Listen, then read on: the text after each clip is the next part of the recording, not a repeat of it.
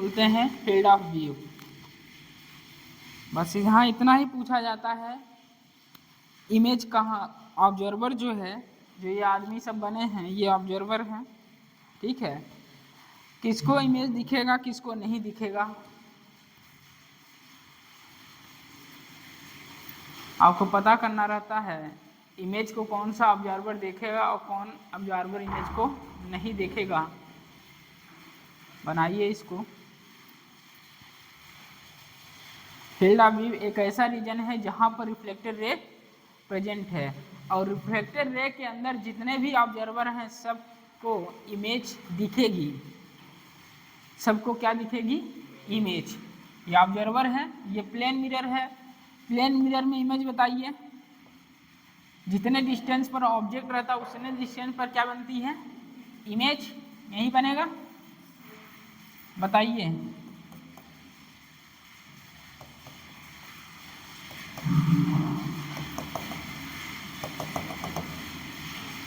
कहने का मतलब है ये आपको दिया फिगर दिया जाएगा, ऑब्जर्वर एक दो यहाँ रख दिया जाएगा, ABCD लिख दिया जाएगा और पूछेगा कौन सीन कर रहा है इमेज को, कौन सीन करेगा, ये रिफ्लेक्टेड रे। इधर रिफ्लेक्टेड रे है क्या, इधर रे कोई है प्रेजेंट है नहीं। लास्ट रिफ्लेक्टेड रे बताइए कौन सा है, यही है, हाँ कमिंग, यही है लास्ट ना। इसके अंदर तो जो भी ऑब्जर्वर रहेंगे, यहाँ ये लास्ट है, इसके अंदर जो भी ऑब्जर्वर रहेंगे सब क्या करेंगे, सब सीन करेंगे इमेज को। बट इसके बाहर रिफ्लेक्टेड रे के बाहर कोई भी ऑब्जर्वर है तो इमेज को सीन नहीं करेगा। इमेज को सीन करने के लिए रिफ्लेक्टेड रे प्रेजेंट होनी चाहिए, ठीक है। लिख लीजिए अपने लैंग्वेज में, इसको बनाइए। फील्ड ऑफ व्यू क्या है, ऐसा रीजन जहां पर रिफ्लेक्टेड रे प्रेजेंट हैं।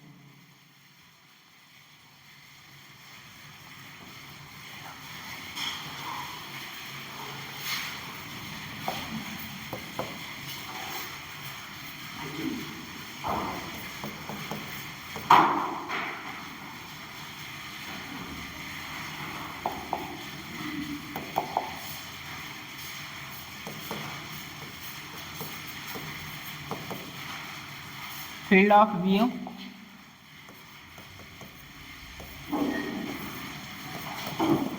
ये सब क्या है, ऑब्जर्वर रीजन।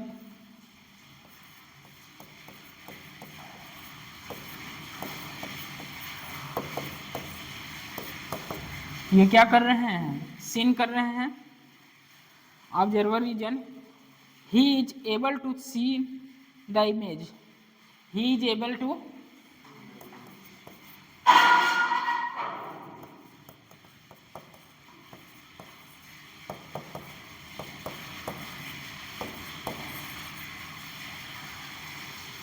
ये जो लास्ट रिफ्लेक्टेड रे है इसके रीजन में जितने भी ऑब्जर्वर रीजन हैं, जितने भी ऑब्जर्वर हैं वो क्या कर रहे हैं, इमेज को सीन कर रहे हैं, इमेज उनको दिखेगी। और जहां रिफ्लेक्टेड रे प्रेजेंट ही नहीं है तो वहां इमेज किस बात की,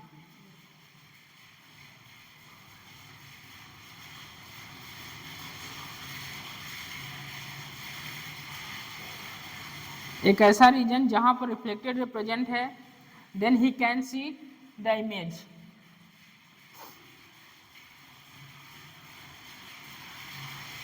यहाँ नो, इसे कोई इमेज नहीं दिखेगी, यहाँ भी नो, नो सी इमेज।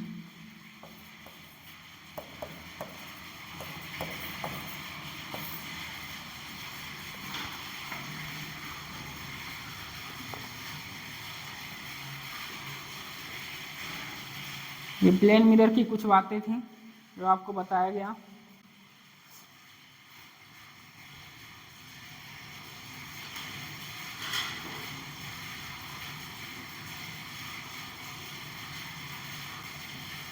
जो रिफ्लेक्टेड रे के बाहर हैं वो इमेज को नहीं देख पाएंगे, can not see image. Reflected ray बनाइए, लास्ट देखिए, लास्ट यही रिफ्लेक्टेड रे है क्या, इसके बाहर जो भी है वो इमेज को नहीं देख पाएगा। इसके अंदर जो भी ऑब्जर्वर रीजन है ये सब क्या करेंगे, देख सकते हैं इमेज को।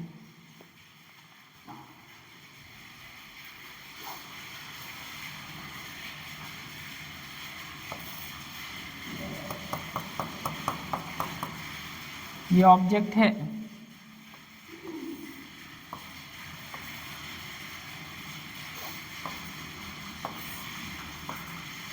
इमेज इसी तरफ बनेगा उतने ही डिस्टेंस पर। बताइए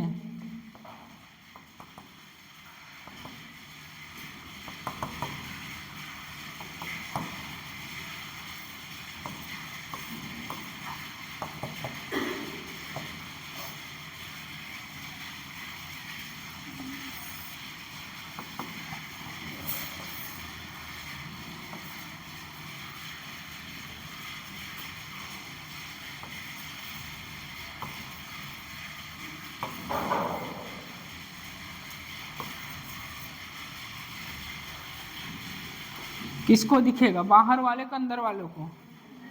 फील्ड व्यू कहाँ है, अंदर है, तो इमेज सी कौन करेगा, अंदर वाले जो भी ऑब्जर्वर ABCD बैठा दिया जाए सबको दिखेगा, बट बाहर किसी को नहीं दिखेगा। इसे भी बना लीजिए।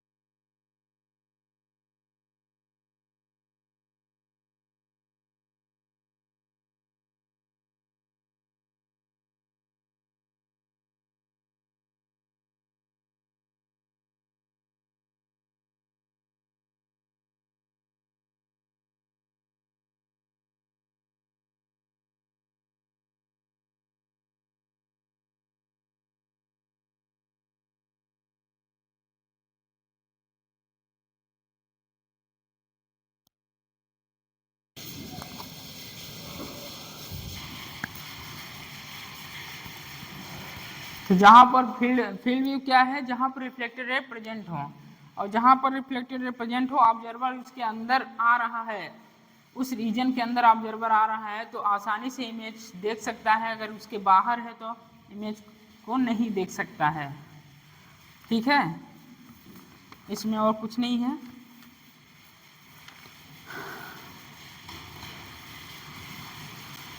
इसी पर एक क्वेश्चन आया था जेई में, उसको कराते हैं, इसके प्लेन मिरर बाइंड अप करते हैं।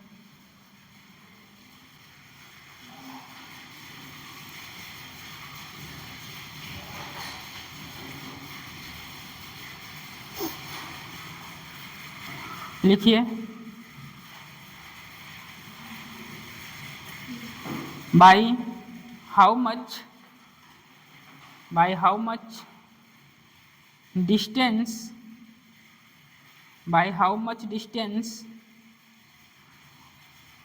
observer can see the image of object,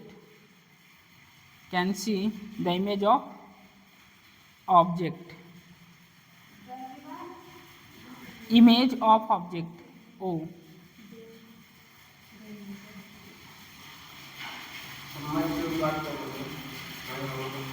By how much distance observer can see the image of object. कल हेडिंग पढ़ी थी field of view. Field of view बोलते किसे हैं, जहां पर रिफ्लेक्टेड रे प्रेजेंट हो ये ऑब्जेक्ट रखा गया है, ये प्लेन मिरर है, प्लेन मिरर के सामने ऑब्जेक्ट है, ऑब्जेक्ट से रे निकली और रिफ्लेक्ट होने के बाद ये कुछ रीजन था जहाँ पर ऑब्जर्वर प्रेजेंट थे। बाहर भी ऑब्जर्वर हैं, अंदर भी ऑब्जर्वर हैं रीजन के, बट आपको देखना है रिफ्लेक्शन के बाद रे। देखिए यहाँ लास्ट रे यही है रिफ्लेक्शन का, ये है। इसके बाहर तो ना तो मिरर है ना तो कोई रिफ्लेक्टेड रे है। जब रिफ्लेक्टेड रे ही नहीं रहेगा तो इमेज, वहाँ जो ऑब्जर्वर है इमेज को नहीं देख पाएगा। इसके अंदर जितने भी ऑब्जर्वर बैठे हैं सब के सबको इमेज दिखेगी, क्योंकि लास्ट रिफ्लेक्टेड रे क्या है, ये वाला। इसके बाहर तो कोई रीजन है नहीं, है क्या? यदि वहाँ भी रिफ्लेक्टेड रे प्रेजेंट होती तो आसानी से वहाँ के ऑब्जर्वर भी इमेज को देख सकते थे, ठीक है। तो बाहर वाले तो इमेज को नहीं देख पाएंगे, बट इस रे के और इस रे के लास्ट रे यही है, इसके अंदर जो भी आ रहे हैं ये सबको क्या दिखेगी, इमेज। तो ऑब्जर्वर रीजन में हो तो he is able to see is image, observer बाहर हो कैन नॉट सी इमेज। आइए दूसरा एग्जांपल, ये भी आप नोट करें। लास्ट जो अभी करा रहे हैं ये जेईई मेन में आया है, इसी पर बेस्ड है।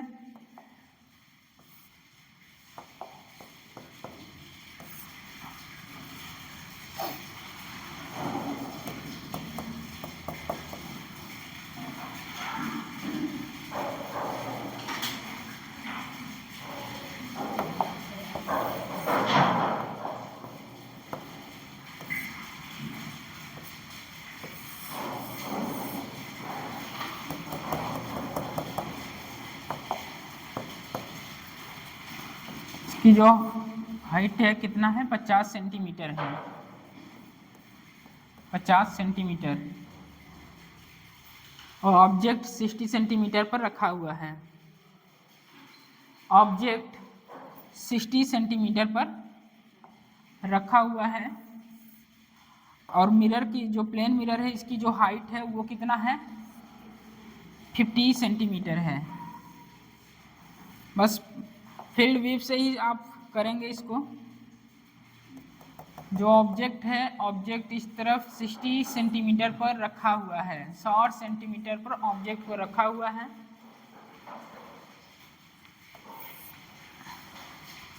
बताइए इमेज,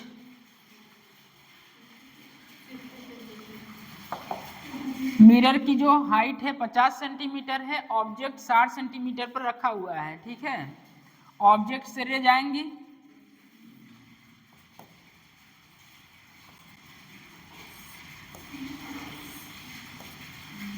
रिफ्लेक्शन के बाद बताइए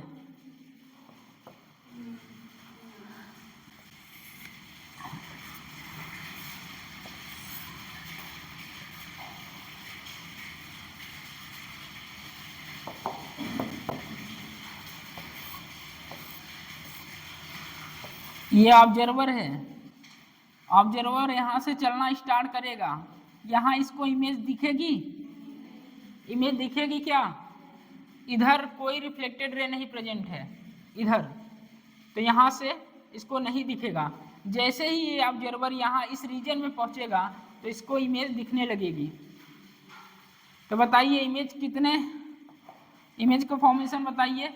ऑब्जेक्ट यदि कितना है, 60 सेंटीमीटर ऑब्जेक्ट है तो इमेज भी कितना बनेगा, 60 ही बनेगा, इसी तरफ बनेगा 60 सेंटीमीटर इमेज।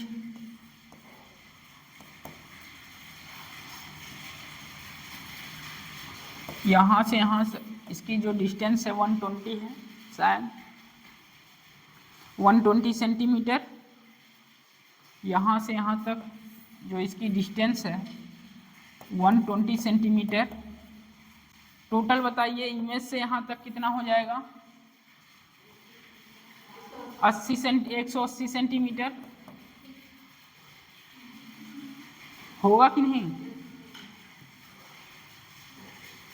यह ऑब्जेक्ट को रखा गया है 60 सेंटीमीटर पर, और जो ऑब्जर्वर है, ठीक है, और मिरर, ऑब्जर्वर और मिरर के बीच का जो डिस्टेंस है 120 है, ठीक। इमेज का जो फॉर्मेशन हो रहा है, जहां ऑब्जर्वर है वहां से इमेज का फॉर्मेशन कितना है, टोटल डिस्टेंस 180 सेंटीमीटर। तो बताइए ऑब्जर्वर चलते चलते जब रिफ्लेक्टेड रे के रीजन में पहुंचेगा तो उसे क्या दिखेगी? इमेज।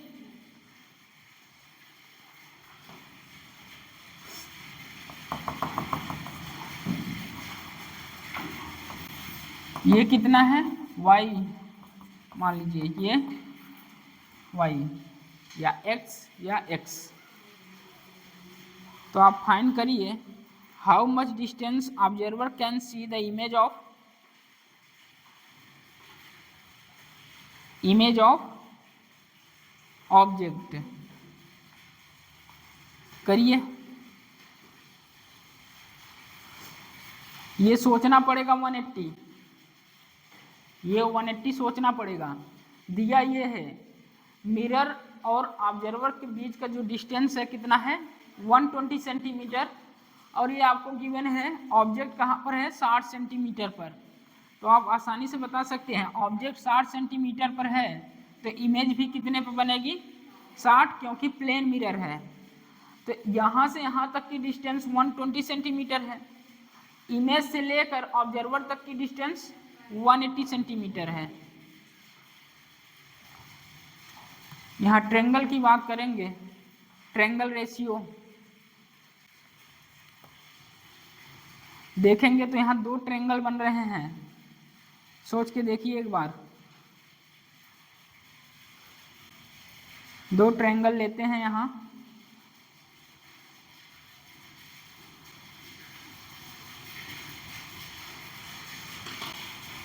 Similar triangle ratio.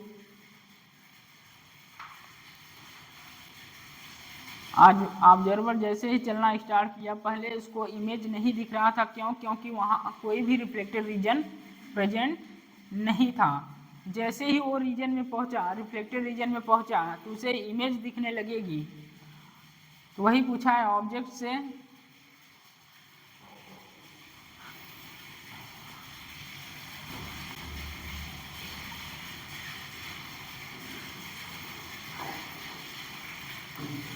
चलिए ट्रायंगल रेशियो खेलते हैं।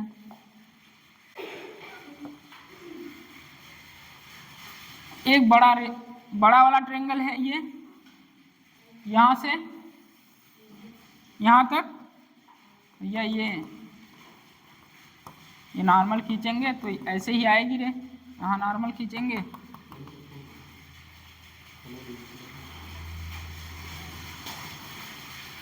तो बड़ा वाला ट्रायंगल देखिए, यहाँ से यहाँ तक।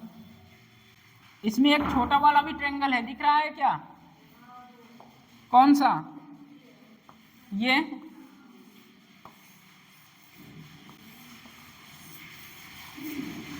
ट्रायंगल खेलते हैं, ट्रायंगल रेशियो। 2 ट्रायंगल हैं, आसानी से रेशियो ले सकते हैं। लीजिए, ये बताइए बड़े वाले का बाई छोटे वाले का। छोटा वाला कितना, पूरा मिरर कितना है? 50, तो इतना क्या हुआ? 25। बड़े वाले की 180, 180। छोटा वाला बताइए, बताइए छोटा वाला।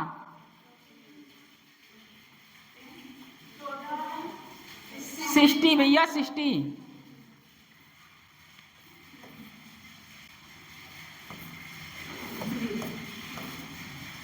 y इक्वल टू 75 सेंटीमीटर, यही आंसर है क्या?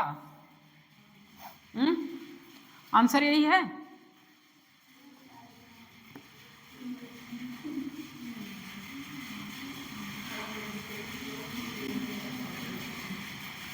पल्ले नहीं पड़ रहा है। अरे 2 एंगल का रेशियो लेना जानते हो? क्या हुआ? तो y कितना आया? 75 सेंटीमीटर, लेकिन आंसर ये नहीं है। टोटल कितना होगा? 2y।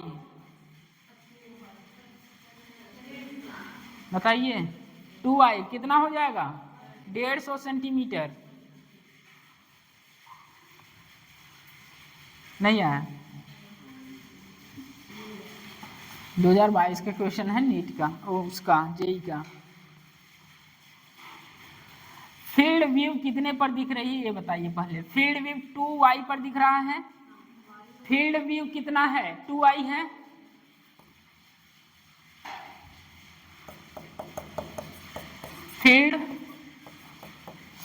फील्ड व्यू कितना है? 2y। अभी आपने फाइंड क्या किया है? y। तो y कितना? 75 हो जाएगा कितना? 150।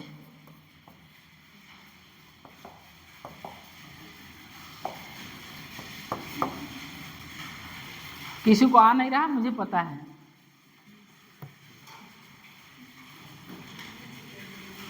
सबसे पहले मिरर बनाते हैं, प्लेन मिरर।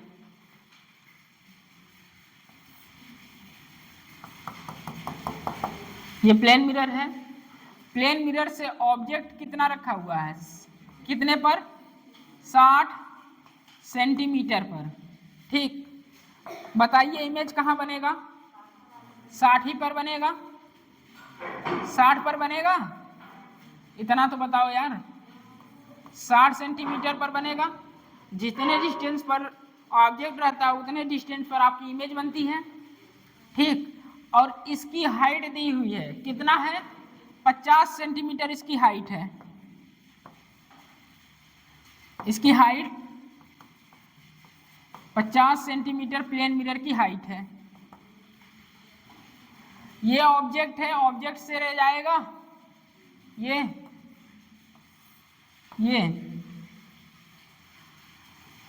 और इधर कहीं ऑब्जर्वर है, इधर यहां से चलना स्टार्ट किया है। अभी क्या फील्ड व्यू में क्या बता के आए हैं?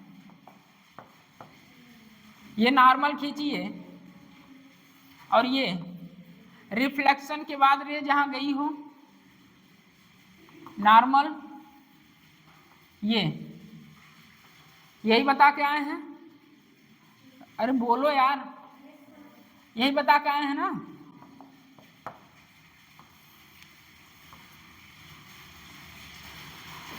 फील्ड व्यू जहां पर रिफ्लेक्टेड रे प्रेजेंट हो उसी को फील्ड व्यू बोलते हैं। और रिफ्लेक्टेड रे के रीजन में जितने, मतलब यहाँ कोई भी ऑब्जर्वर आ जाए, ए बी सी डी कुछ भी हम रख दें, A B C D, image किसको दिखेगा? ए और बी को दिखेगा, डी और सी को इमेज नहीं दिखेगा, क्योंकि रिफ्लेक्टेड रे वहां प्रेजेंट ही नहीं है। ठीक है, इतना तो आया भैया।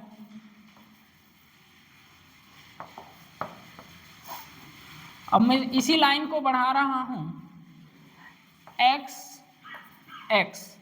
फील्ड व्यू कितने में है? 2x में है। फील्ड व्यू कितने में है बताइए?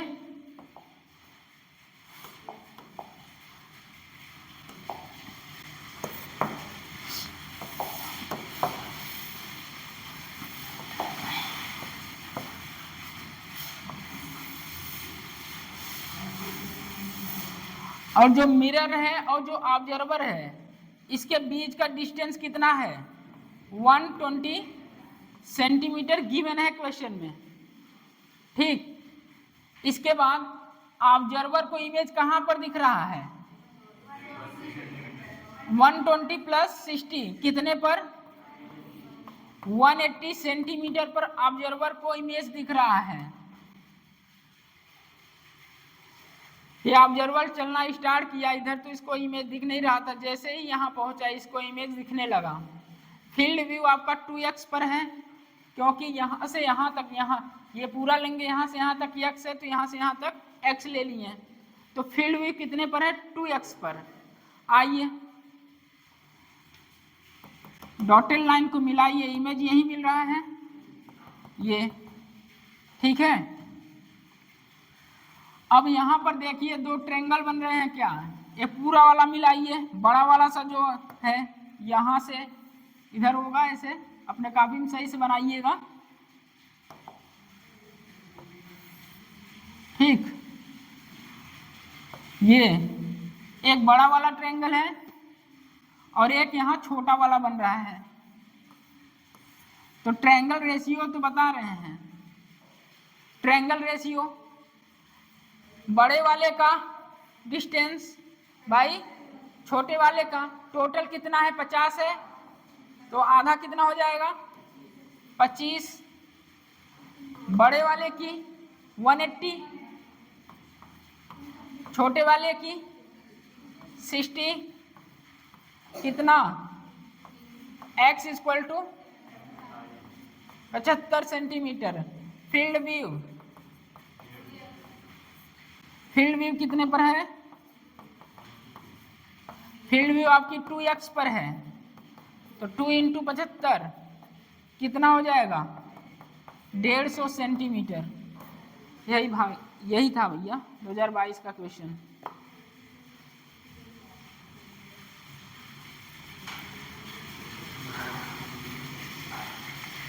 अब भी आया कि नहीं आया? नहीं आएगा तो भी बोलेंगे इससे।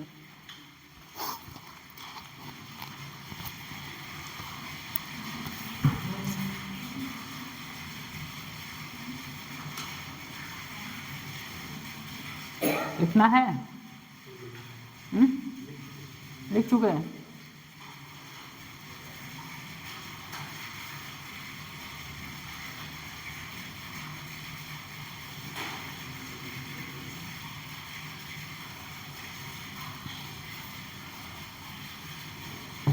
इसमें टाइम भी पूछा जाता है, टाइम एक्सेलरेशन दे दिया जाएगा, टाइम फाइंड कर लेंगे।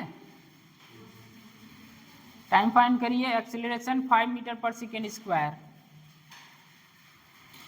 कितने टाइम तक ये देख पाएगा, किसको, इमेज को, कितने टाइम तक, तो वहाँ लिख लीजिए एक्सेलरेशन 5 मीटर पर second square start from rest, कितने टाइम तक ये फील्ड व्यू को, इमेज को देख पाएगा, कितने टाइम तक। तो इसके लिए क्वेश्चन में गिवन रहेगा एक्सेलरेशन 5 मीटर पर second square start from rest, इस तरह लिखा रहेगा क्वेश्चन में, स्टार्ट फ्रॉम रेस्ट। टाइम बताइए, अरे डिस्टेंस पता है क्या होता है रिलेशन टाइम डिस्टेंस में, s equal to u t plus half a t square, root में 60 कितना है 10√3,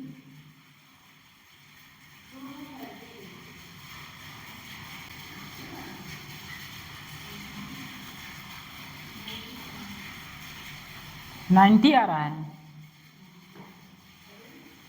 क्या ही एक्सीलरेशन दिया है, क्या ही लगाना है। s is equal to u t plus half a t square, ठीक है, स्टार्ट फ्रॉम रेस्ट, ये हो जाएगा 0, ये कितना है 150, ये हो जाएगा 1/2 5 टी स्क्वायर, ये हो जाएगा 300, ये 5 टी स्क्वायर, ये हो जाएगा कितना 60 रूट। तो यहाँ से टाइम भी पूछा जाता है और आपको फील्ड व्यू आपको पता रहना चाहिए। बस इतना याद रहे कि जहाँ पर रिफ्लेक्टेड रे प्रेजेंट है वहाँ पर ऑब्जर्वर जो है इमेज को देख सकता है, ठीक है। आगे बढ़ते हैं, कल वाला कॉन्सेप्ट पर एक क्वेश्चन कर लीजिए, क्लियर हो जाए। 2 प्लेन मिरर पैरेलल बनाइए और दोनों के बीच का जो डिस्टेंस है वो 12 सेंटीमीटर है।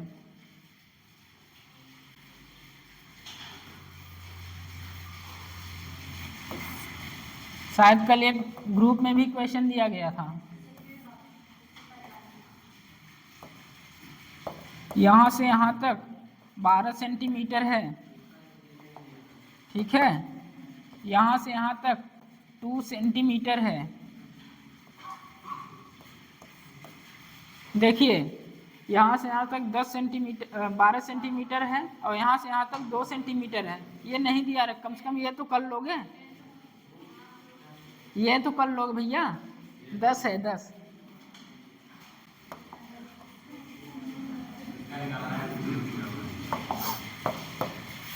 चलिए, इस तरह क्वेश्चन है।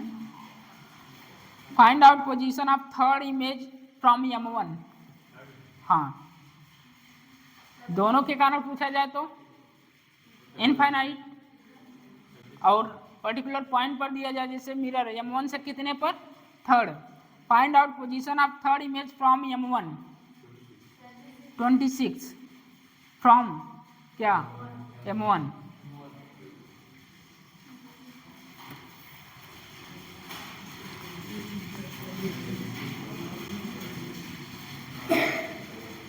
Find out position of third image from M1।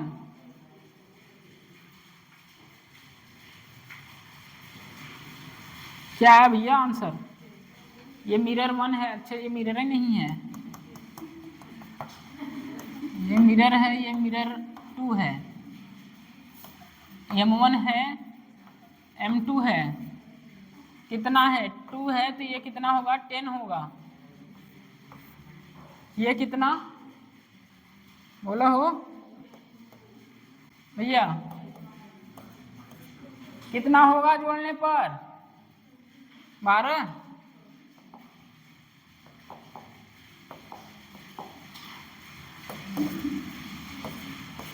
बताइए।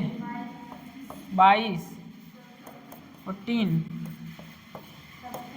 12, 26, 34। यहीं तक पूछा है। 1 2 3, थर्ड इमेज पूछा है कहाँ से? M1 से 26। एक कॉन्सेप्ट लिखिए जो रोज देख के आते हैं अपने आप को।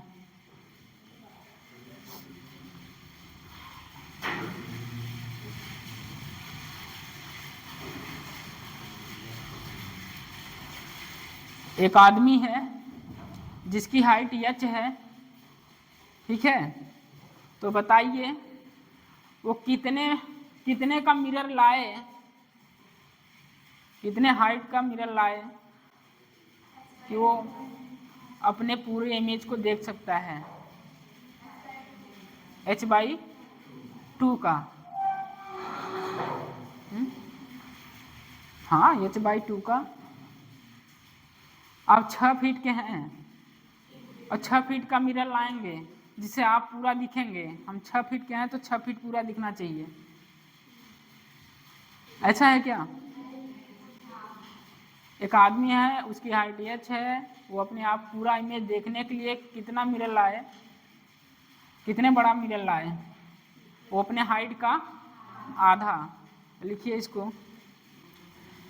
मिनिमम लेंथ ऑफ मिरर,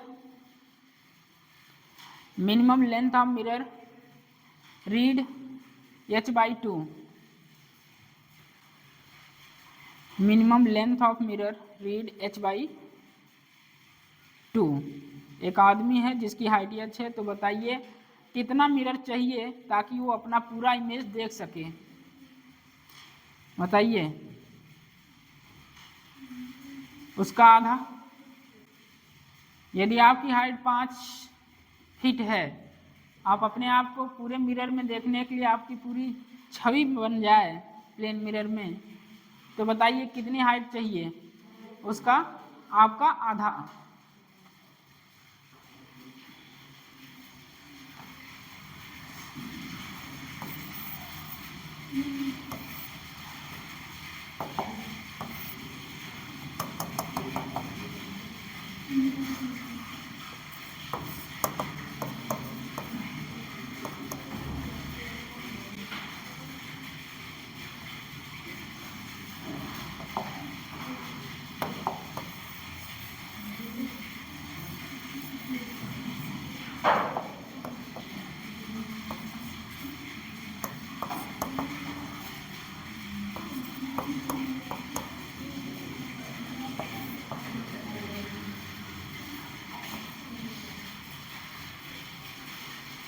बताइए इमेज, इसकी हाइट 180 सेंटीमीटर है, ये प्लेन मिरर में कितना दिखेगा?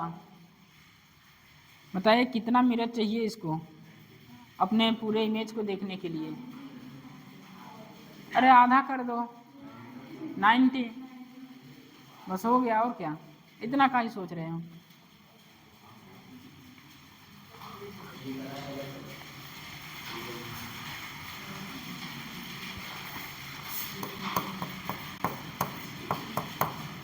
कितना मिरर? 180 बाई 90 सेंटीमीटर का मिरर चाहिए ताकि ये अपने पूरे को देख सके, अपने पूरे इमेज को।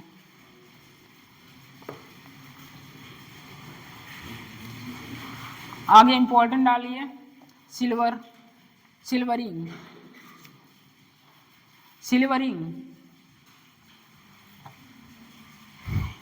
प्लेन मिरर खत्म हो गया भैया, ज़्यादा इंपॉर्टेंट है नहीं, ज़्यादा फोकस नहीं करेंगे। एक ही टॉपिक है जिस पे फोकस करना है, क्या?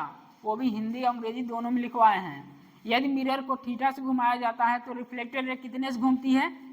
2 थीटा से। यदि कभी रिवीजन भी करना हुआ मिरर में, प्लेन मिरर में, तो उसके सिवा कुछ नहीं रिवीजन करेंगे। यदि लास्ट अप्रैल में आपको रिवीजन करना है प्लेन मिरर का, तो उसके सिवा कोई रिवीजन नहीं करेंगे, ये भी बता दें।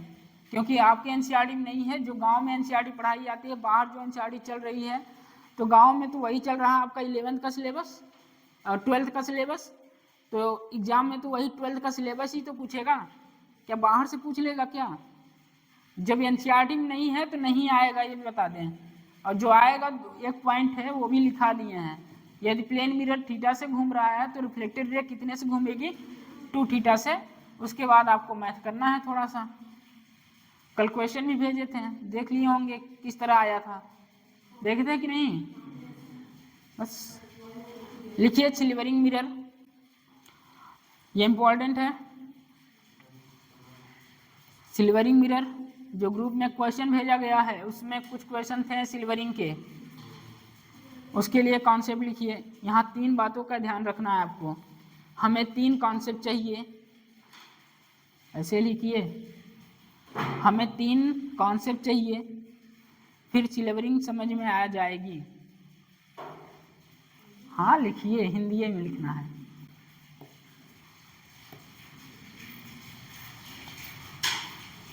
जिसमें से 2 तो आप पहले ही पढ़े हैं, तीसरा मैं यहाँ पढ़ाऊँगा। हमें 3 कॉन्सेप्ट चाहिए, फिर सिल्वरिंग समझ में आ जाएगी।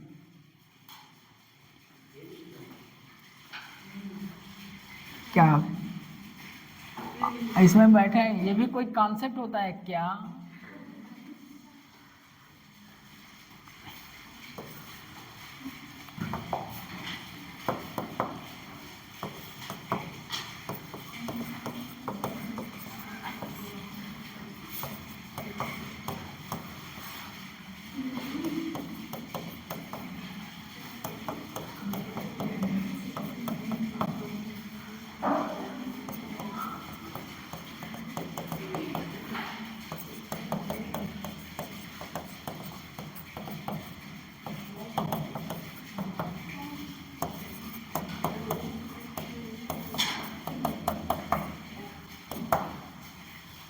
पहला बताइए भैया, बहुत पढ़ा के आए हैं।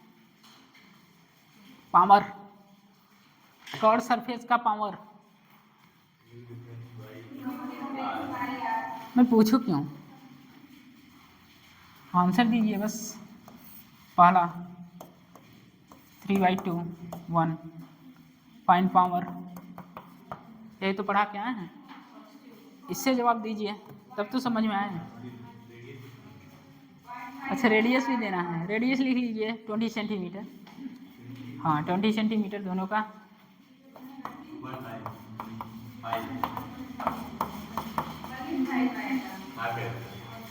5 क्या? पॉजिटिव निगेटिव, सबसे बड़ा ध्यान इसको रखना है। प्लस आएगा, पेन भी उठाएं, ऐसे आ गया ना। लेंस मेकर लगाइए इसमें। चलिए पावर क्या बताए थे? कर्व सरफेस है, कॉन्वेक्स के ऊपरी भाग पर क्या है? रेयर है। रेयर है तो पावर क्या होगा? पॉजिटिव। अब किसमें से किसको घटाना जो भी है उससे नहीं मतलब है, ठीक है। पॉजिटिव लिख दिए तो 1.5 माइनस 1 क्या है 0.5 सेम है। रेडियस हमेशा किस में लेना है मीटर में into 2 cancel P equal to +5 dioptre. पहला केस तो यही है सिल्वरिंग समझने के लिए। दूसरा फोकल लेंथ बताइए फोकल लेंथ यहाँ भी लिखिए R ऑलवेज मीटर में, यहाँ भी लिखिए R ऑलवेज मीटर में। क्यों लेते हैं क्योंकि डायोप्टर SI यूनिट होती है। ये सारी कहानियां पहले बता के आ चुके हैं।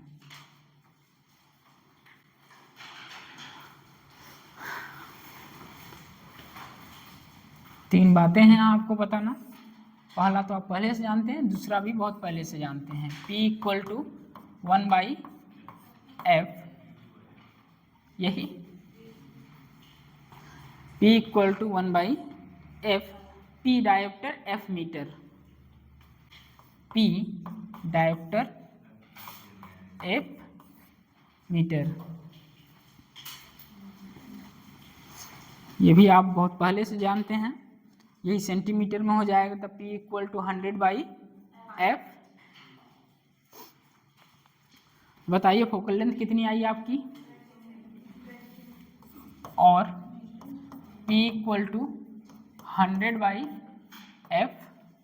तो पावर आपको गिवन है, मतलब फाइंड किए हैं 5, ये 100 F इक्वल टू 20 सेंटीमीटर। क्या प्लस माइनस प्लस, ये दो बातें पहले से जानते हैं। तीसरी बात करते हैं यहाँ मिरर। सिल्वरिंग मतलब क्या, पॉलिश कर दिया, कली कर दिया गया है। आइए मिरर, तीसरा कॉन्सेप्ट क्या है जो आपको बताना है यहाँ, वही तीसरा ही बताना है मिरर।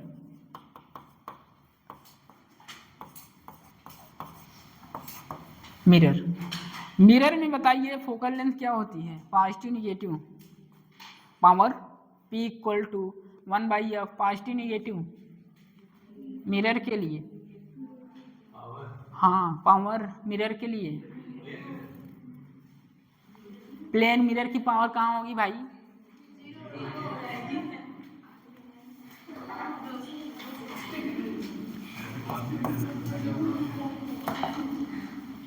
अरे इतना तो समझना चाहिए यार, पावर किसका, अभी तो पढ़ा के आए हैं।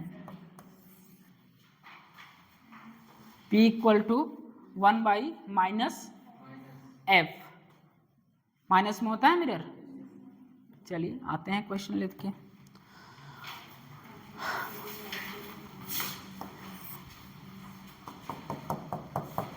ये कौन सा है, कॉनकेव कॉन्वेक्स, पीछे कौन सा है, अच्छा तुम तो आई नहीं थी। मिरर पहचान लेती हो, लास्ट बेंच, हाँ बैठे रहिए। कौन सा मिरर है,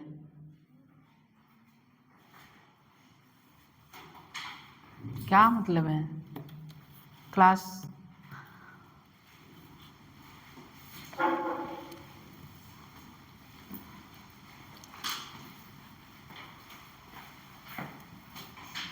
R इक्वल टू दिया है 20 सेंटीमीटर, F फाइंड करना है।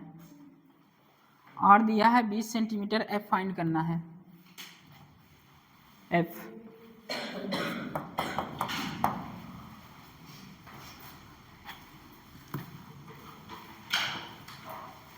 यह भी कोई क्वेश्चन है, यह भी सोच रहे होंगे 10 क्या, 10 प्लस माइनस क्या, हाँ तो पूरा बोलिए यहाँ, क्योंकि साइन का बहुत खेला है यहाँ।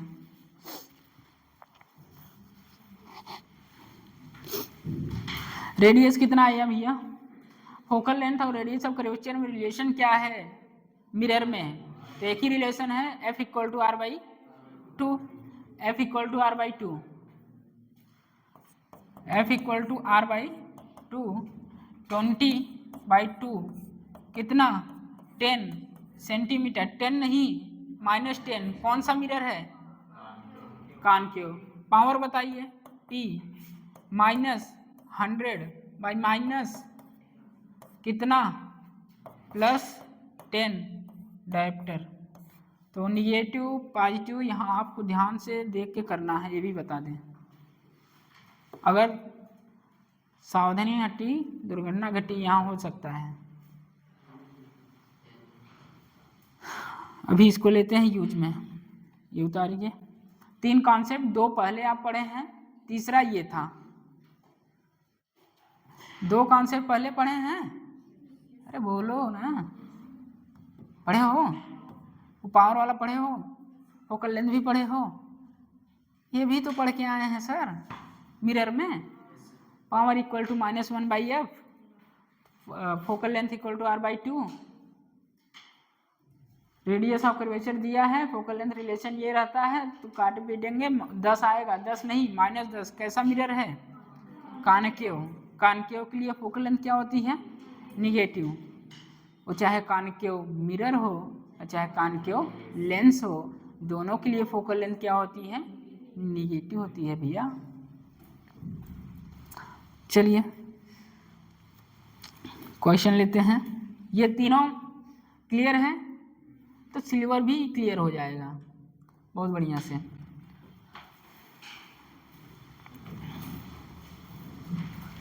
फर्स्ट क्वेश्चन सिल्वरिंग का लेते हैं। एक प्लेन मिरर कराएंगे, दूसरा कॉनकेव मिरर कराएंगे, उसके बाद बाइंड अप करेंगे, ऑप्टिकल इंस्ट्रूमेंट चालू करेंगे।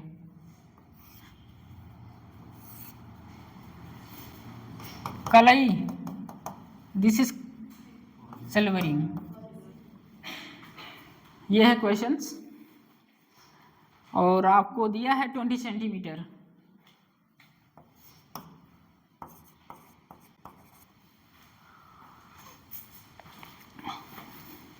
पावर फाइंड कीजिए, फोकल लेंथ फाइंड कीजिए। सिल्वर करने के बाद नेचर ऑफ मिरर बताइए। सिल्वरिंग करने के बाद नेचर ऑफ मिरर बताइए। वो तो आंसर तो सबका आ ही जाएगा। पावर वाला फॉर्मूला लगा के सिल्वर करने के बाद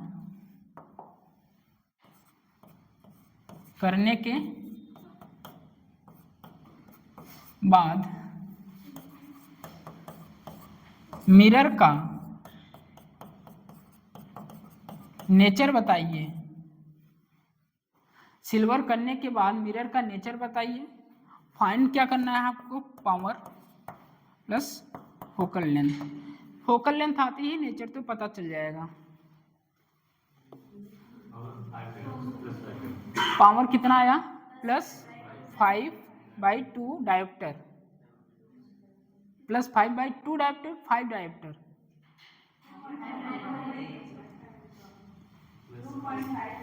+5 करिए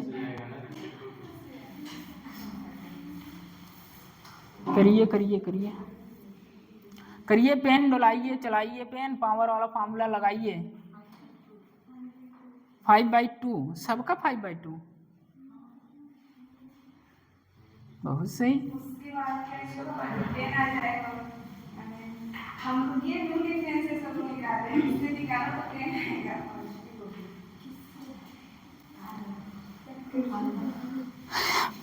सिल्वर किया गया है, सिल्वरिंग का केस है। नेचर बताइए, फोकल लेंथ बताइए, पावर बताइए।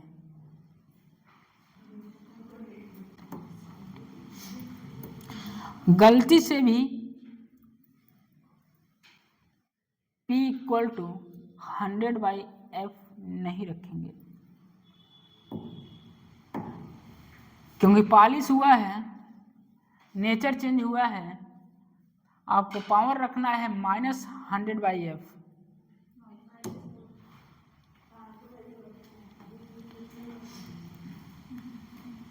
जब मिरर हो चुका है, सिल्वरिंग हो चुका है, तो मिरर की तरह बिहेव करेगा। और मिरर के लिए पावर क्या होती है? नेगेटिव। ओवरऑल कॉम्बिनेशन मिरर की तरह बिहेव करेगा और ओवरऑल कॉम्बिनेशन का जो पावर आएगा वो -100/f होगा।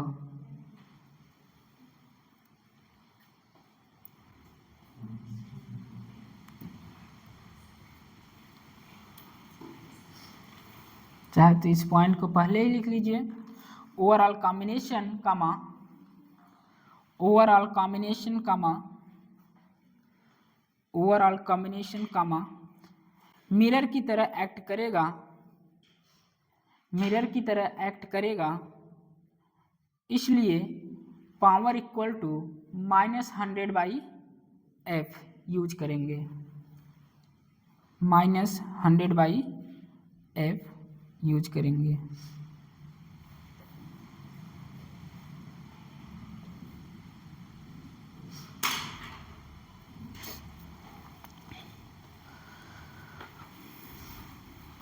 ऐसे क्वेश्चन को कराने के लिए एक बार मैं बताया था कि जो है उसको छुड़ा दीजिए, उसके सरफेस को बताए थे कि नहीं?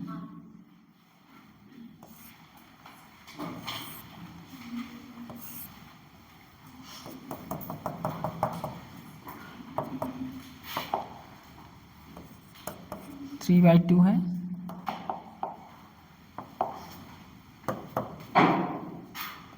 ये रे लाइट आई यहाँ गई,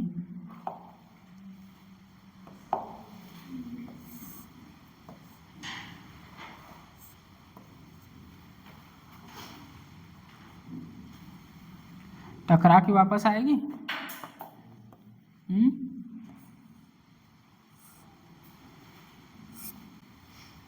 बताइए कितने इवेंट्स हुए हैं? 1 2 3 4 5 इवेंट हुए हैं। पहले तो लाइट गई लेंस, अरे लेंस है प्लेन, उसके बाद फिर इसके बाद मिरर से फिर टकराई, फिर वापस आई। कितने इवेंट्स हुए? लाइट के 5 इवेंट्स हुए। आइए, अंदर 1.5 है, अंदर ज़्यादा है बाहर कम है, ये देखिए पावर क्या होगा? पॉजिटिव। पावर पॉजिटिव तो 3/2 - 1/0.2 यही, प्लस प्लेन का बताइए पावर 0 और प्लेन मिरर का पावर 0 प्लस 0 सर 2 4 अपने से लगा लें, तो ऐसा नहीं है भैया। इवेंट्स देखिए कितने हुए हैं, 1 2 3 4 5, तो पावर हम हर का लिख रहे हैं, डायरेक्ट भी लिख सकते हैं, एक बता दे रहे हैं, उसके बाद करिएगा जैसे मन करे तैसे। पहला बताइए इंटर किया लेंस में, उसके बाद प्लेन आया, प्लेन का पावर क्या है? 0, प्लेन मिरर का पावर क्या है? 0 प्लस प्लेन का 0, उसके बाद बताइए, तभी तो 5 0 लिखे थे 0 वालों।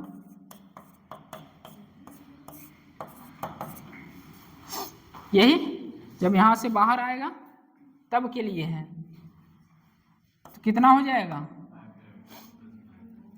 0.5 आएगा यहाँ बाई 2 प्लस 0.5/0.2, तो ये हो जाएगा 10/2 प्लस 5 डायोप्टर। पावर ही है, पिछला ही क्लास है, बस सिल्वर किया गया है। लाइट रिफ्लेक्ट हो रही है, रिफ्लेक्शन नहीं हो रहा है। तो इवेंट्स देखिए कितनी बार हुआ है, 1 2 3 4 5, तो इस तरह करेंगे। ये आया, जैसे ही सिल्वरिंग करते हैं आप ये न लिख कर पावर इक्वल टू 100/f लिखना गलत बात है, नेचर चेंज हो जाता है। अभी ओवरऑल कॉम्बिनेशन का लिखवाए हैं, क्या होता है? -/f, तो f कितना हो जाएगा?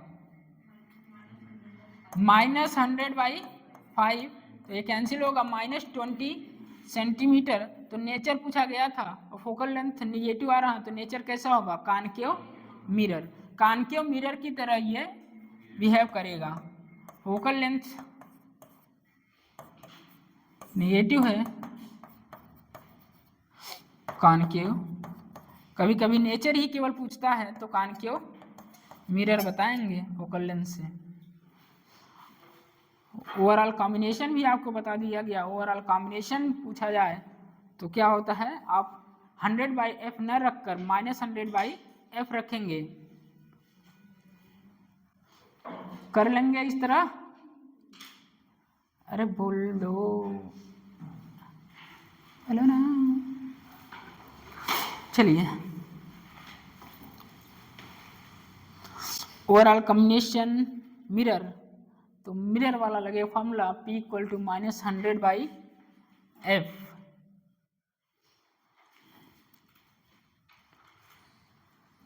कर लोगे भैया?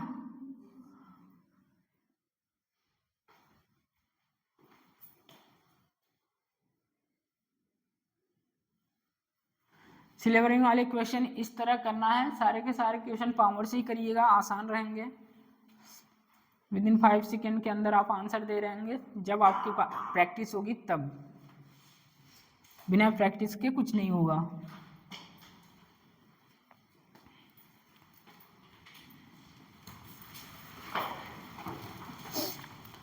लिखिए क्वेश्चन। अब सिलेबरिंग हम कर रहे हैं इस पे लेंस के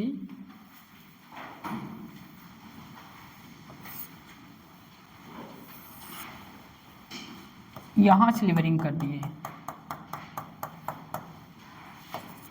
3/2। ये क्वेश्चन है।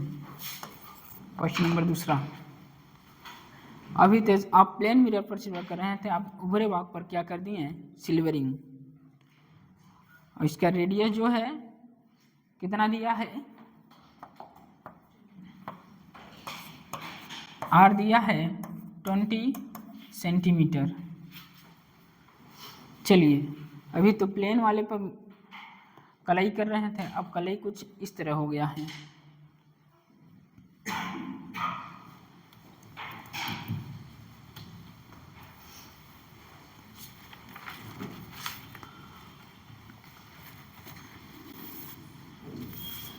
ये तो दिख ही रहा है कान के मिरर है।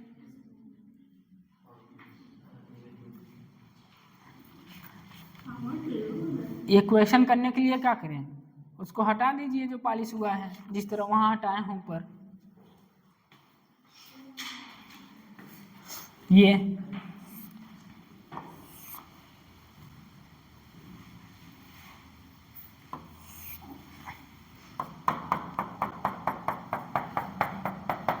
यही है, हटा दिए इसको, करिए अब। कितने इमेंस, 5, करिए।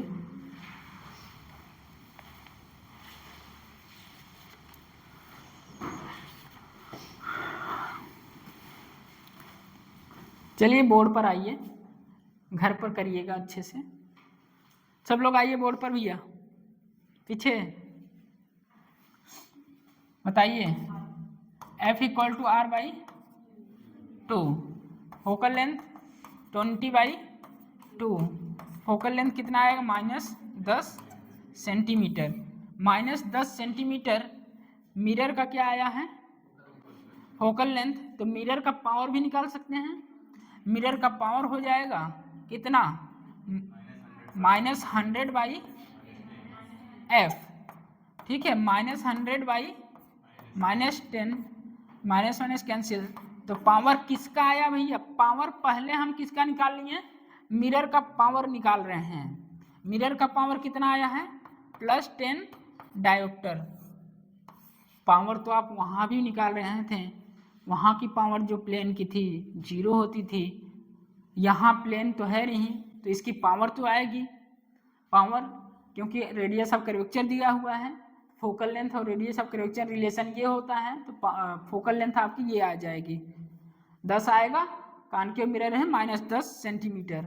P = -10/f, पावर कितना आ जाएगा, +10 डायोप्टर। ये किसका पावर आया है, मिरर का, लेंस का। लाइट आई, पहला इवेंट्स, दूसरा इवेंट्स, बताइए। ये मिरर पर गिरी, फिर आई, फिर इस पे इस तरह, ठीक है।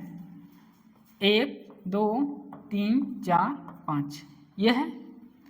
आइए पहले इस पे रखिए पावर 0, ये प्लेन है, प्लेन का 0, और ये 3/2 है, ये 1 है। बोले थे एयर बबल्स एयर आ जाते हैं तो क्या हो जाएगा 1, तो प्लस की निगेटिव, निगेटिव काहे निगेटिव होगा, 1 है ना। ये कॉन्वेक्स की तरफ पूरे भाग पर एरर है तो क्या होगा, पावर पॉजिटिव तो होगा। बताइए कितना, 0.2 प्लस, बताइए इसका +10 प्लस, फिर से वही डायरेक्ट कर दें 2, मल्टीप्लाई कर दें 2, लिखें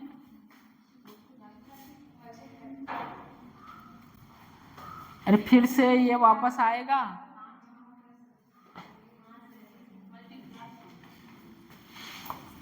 (3/2 - 1/0.2 प्लस 0 करिए कितना आ रहा है,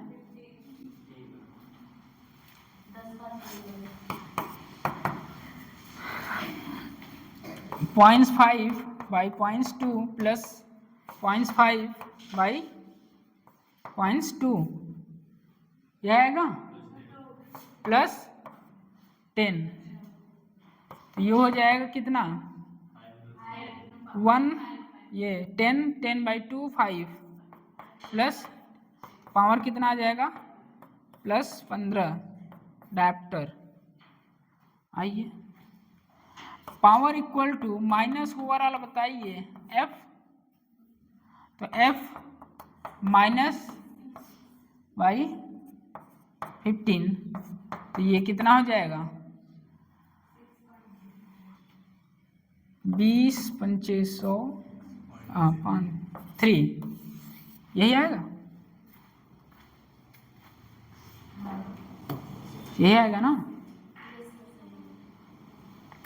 नोट करिए। तो ये हो गए सिल्वरिंग वाले क्वेश्चन। जो भी आपका क्वेश्चन बचा हो वो कर लीजिए जो सिल्वर पर बेस्ड हो, गूगल किए होंगे तो कोई बात नहीं।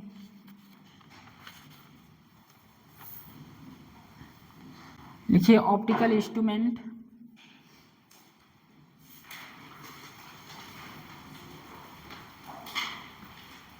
ऑप्टिकल इंस्ट्रूमेंट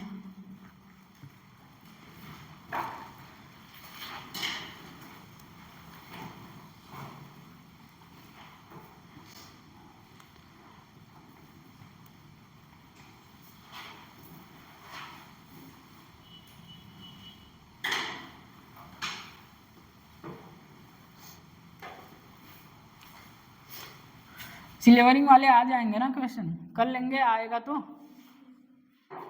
पूरा पावर पर बेस्ड है, ठीक है। बस थोड़ा सा साइन का याद रखें, वो भी लिखवा ही दिए हैं। ओवरऑल कॉम्बिनेशन यदि इस तरह आता है तो क्या लेंगे -100/f पावर क्या है,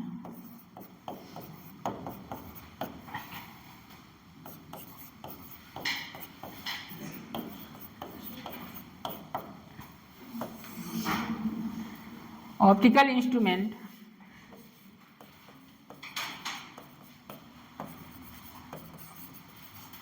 विजुअल एंगल,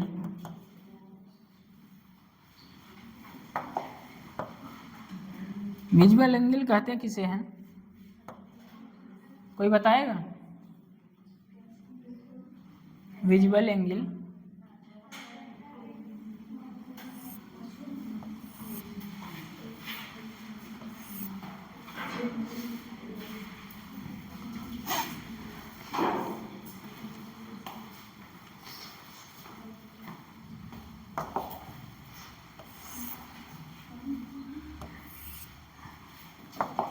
परम पिता परमेश्वर हमें एक कॉन्वेक्स लेंस दिया है जो कि नेचुरल है, उन्होंने दिया है, उसी से हम अपने सुंदर सुंदर दुनिया को देखते हैं।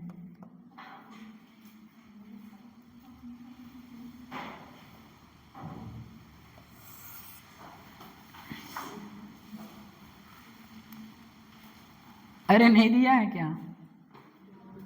अरे 2 आंखें दी हैं हमारे, आंखों में तो वही है कॉन्वेक्स लेंस, है कि नहीं है? सर पता नहीं था कॉन्वेक्स ही होता है। हाँ पता है। विजुअल एंगल बताइए, विजुअल एंगल।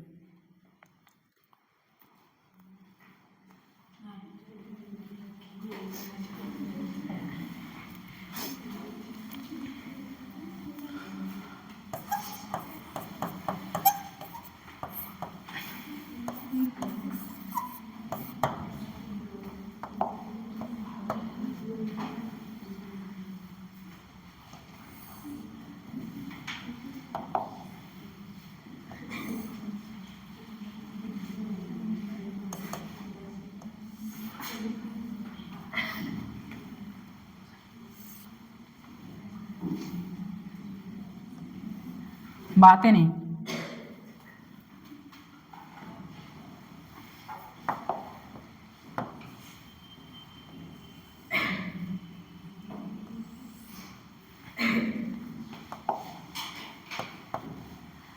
यदि आई के पास ही ऑब्जेक्ट को रखा जाता है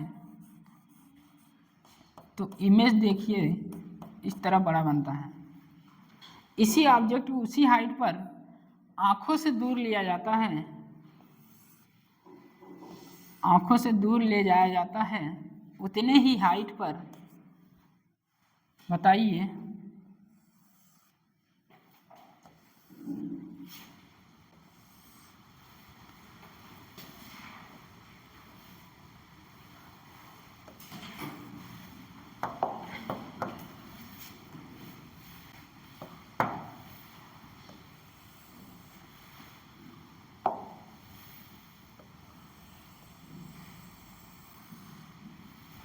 देखिए ना क्या दिख रहा है? रेटिना वही है, आँख वही है, ऑब्जेक्ट भी वही है, बस पोजीशन अलग है। कहने का मतलब हम आँख के जितना नज़दीक ऑब्जेक्ट को रखते हैं हमें विजुलाइट उतना, मतलब हमारा इमेज उतना क्या होता है, बड़ा बनता है। इसी बुक को आप वहाँ रखिए तो पता नहीं चलेगा क्या लिखे हैं, उसी को थोड़ा सा पास लाइए, इतना पास लाइए देखिए क्लियर दिखता है तो इमेज थोड़ा बड़ा बनता है। जैसे जैसे हम आई से दूर जाते हैं इमेज क्या होता है रेटिना पर छोटा बनना लगता है, तो इसी को क्या बोलते हैं, विजुअल एंगल अल्फा। ये एंगल क्या है, अल्फा। इसको बनाइए पहले। जैसे जैसे ऑब्जेक्ट दूर जाता है रेटिना पर बनने वाला इमेज छोटा हो जाता है, तो हमारा जो ब्रेन है उसे परसेप्शन भी कैसा करता है, छोटा ही करता है।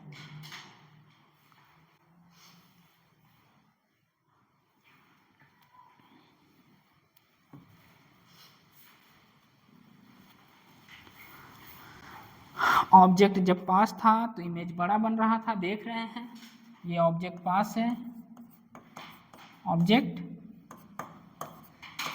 पास है तो देख रहे हैं इमेज रेटिना पर बड़ा बन रहा है। इसी ऑब्जेक्ट को उसी हाइट पर आई से आंखों से दूर ले जाया गया तो इसका जो इमेज रेटिना पर बन रहा है देखिए छोटा बन रहा है। ऑब्जेक्ट दूर है तब।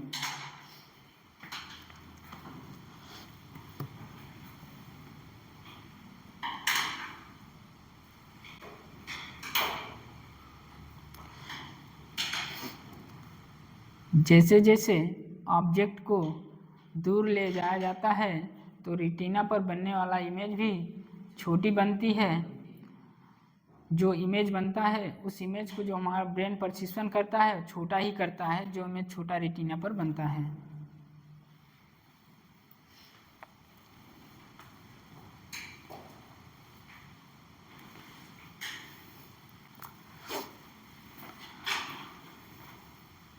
कहने का मतलब ये हमारी आई है, ये लेंस है, ठीक। मैं इसको जो ऑब्जेक्ट रखा है आई के पास में रखा है, तो बताइए ये जो एंगल है बड़ा बन रहा है छोटा? बड़ा बन रहा है, बड़ा बन रहा है। और इसी ऑब्जेक्ट को, मतलब यही ऑब्जेक्ट वहाँ अलग क्रॉस सेक्शन लेके दिखा दिए हैं, तो उसी ऑब्जेक्ट को क्या किए, दूर ले गए, तो देखिए एंगल छोटा बना, छोटा बना।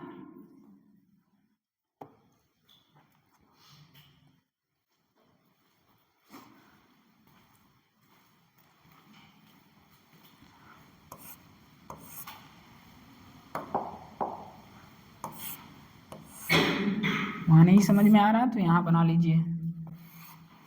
जब दूर ले जाया गया उतने ही ऑब्जेक्ट को देखा गया, जो एंगल बन रहा था बहुत ही छोटा बन रहा है। ये और ये कब, जब आई के पास ऑब्जेक्ट हो तो एंगल क्या बना, बड़ा। जब ऑब्जेक्ट को आई से दूर ले जाया गया, देखिए एंगल कम हो गया।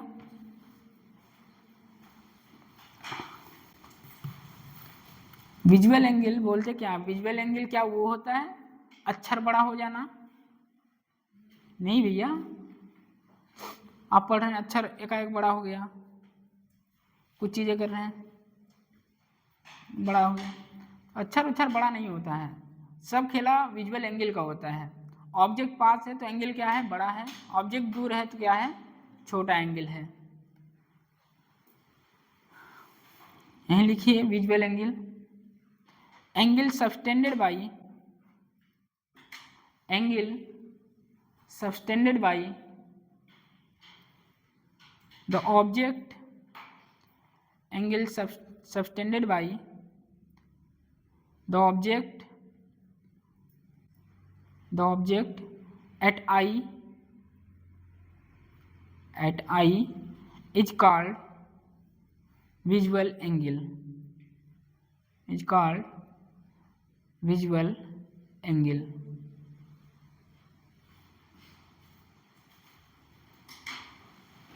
Angle subtended by the object at I is called visual angle.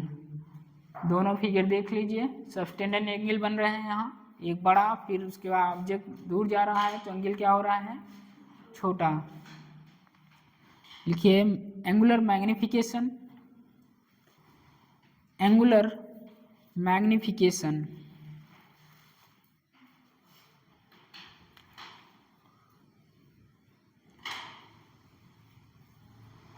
Minimum कितने डिस्टेंस तक हम देख सकते हैं, 25 सेंटीमीटर।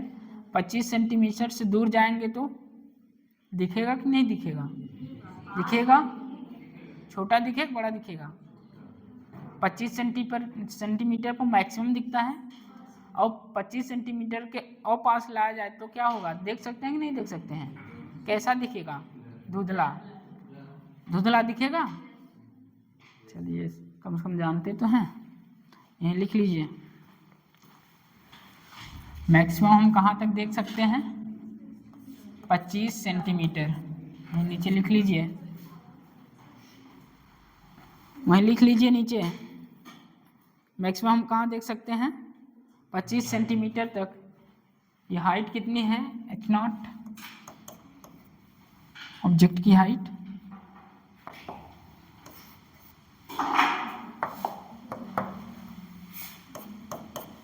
मैक्सिमम हम देख सकते हैं 25 सेंटीमीटर तक, ऑब्जेक्ट की जो हाइट है h0 है। लिखिए least distance of, least distance of, least distance of,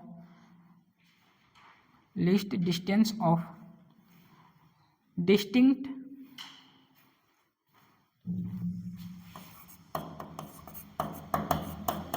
ये distinct vision. Least distance of distinct vision कितना है, 25 centimetre. D equal to 25 centimetre. इतने पर हम मैक्सिमम देख सकते हैं। इससे कम होगा तो हमें ब्लर दिखाई देगा, इससे ज़्यादा होगा तो छोटा दिखाई देगा।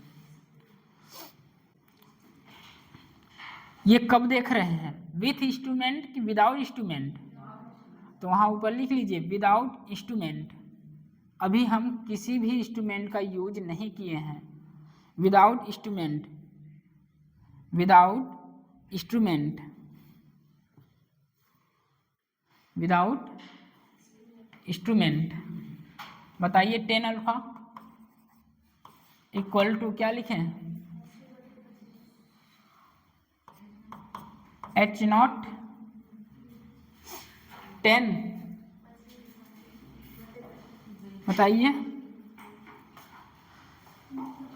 डिस्टेंस कहाँ देख रहे हैं, मैक्सिमम 25 सेंटीमीटर को क्या लिखा है, डी। तो 10 अल्फा इक्वल टू क्या होगा, H0 बाई डी। यहाँ अल्फा क्या है, बहुत बड़ा है बहुत छोटा है, स्मॉल लेंगे, बहुत बड़ा है। बोल रहे हैं विदाउट इंस्ट्रूमेंट है, हम अपने आंखों से देख रहे हैं। विथ इंस्ट्रूमेंट करेंगे तो वही यही तो बढ़ता घटता है अल्फा ही।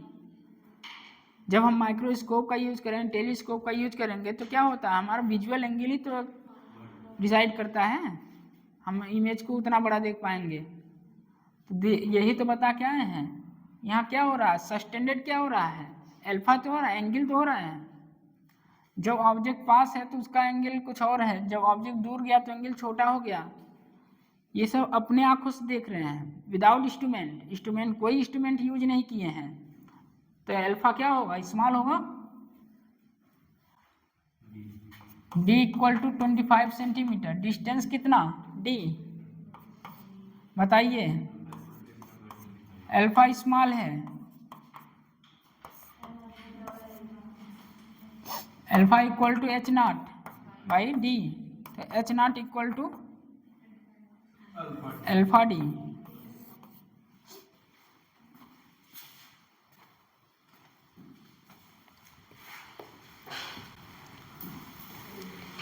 तो अल्फा हो जाएगा H0 बाई डी। 10 अल्फा क्या है, स्मॉल है।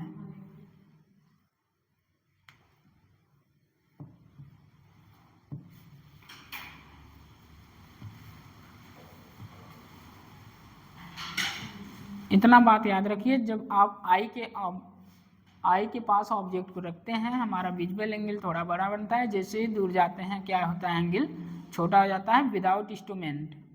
ये जो भी कहानियाँ चल रही हैं विदाउट इंस्ट्रूमेंट चल रही हैं, हम अपने आँखों से देख रहे हैं, हम किसी भी इंस्ट्रूमेंट का यूज नहीं किए हैं।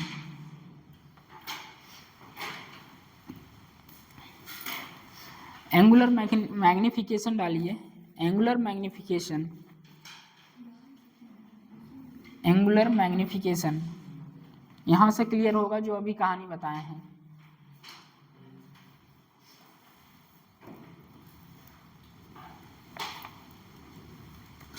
एंगुलर मैग्नीफिकेशन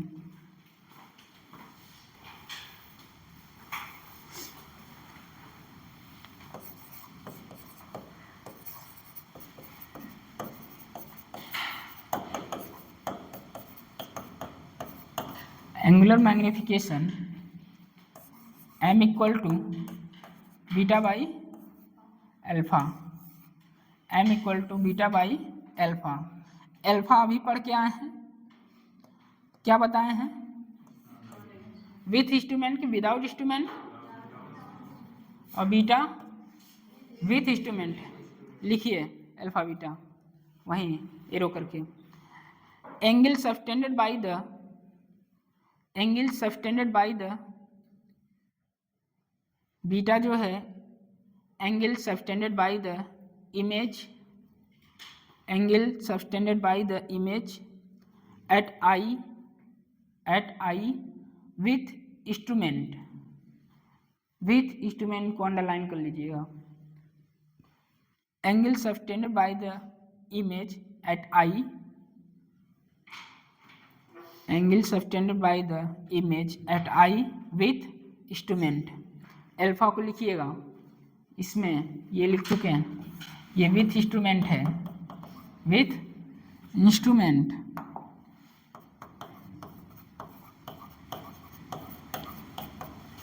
अब अल्फा को लिखेंगे विदाउट इंस्ट्रूमेंट। अल्फा लिखिए angle subtended by the object, angle subtended by the object without instrument.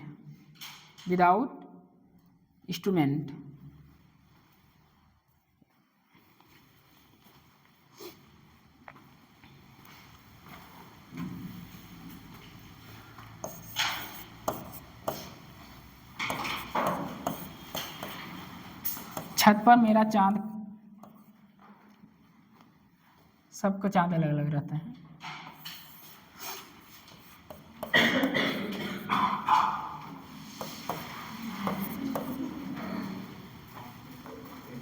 क्या हो गया? छत पर मून के द्वारा आई पर बनाया गया एंगल कितना है? 2 डिग्री। यह हम अपनी आंखों से देख रहे हैं, खासकर होता है करवा चौथ के दिन,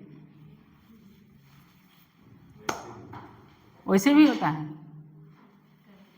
यहाँ तो बड़ी बड़ी बिल्डिंगें हैं नहीं, तो हमारी चांद कहाँ दिखेगा? तो ये देखिए छत पर मून के द्वारा बनाया गया आई पर एंगल कितना है? 2 डिग्री। अब बात I using A telescope. Telescope का यूज करते हैं तो एंगल कितना बन जाता है? 12 डिग्री। तो बताइए मैग्निफिकेशन कितना बड़ा बना? 6, 10। ऊपर अभी लिखा क्या है? With instrument by without instrument. तो आप अपने नेचुरल आंखों से देख रहे हैं तो मून द्वारा बन रहा है आंखों पर एंगल कितना?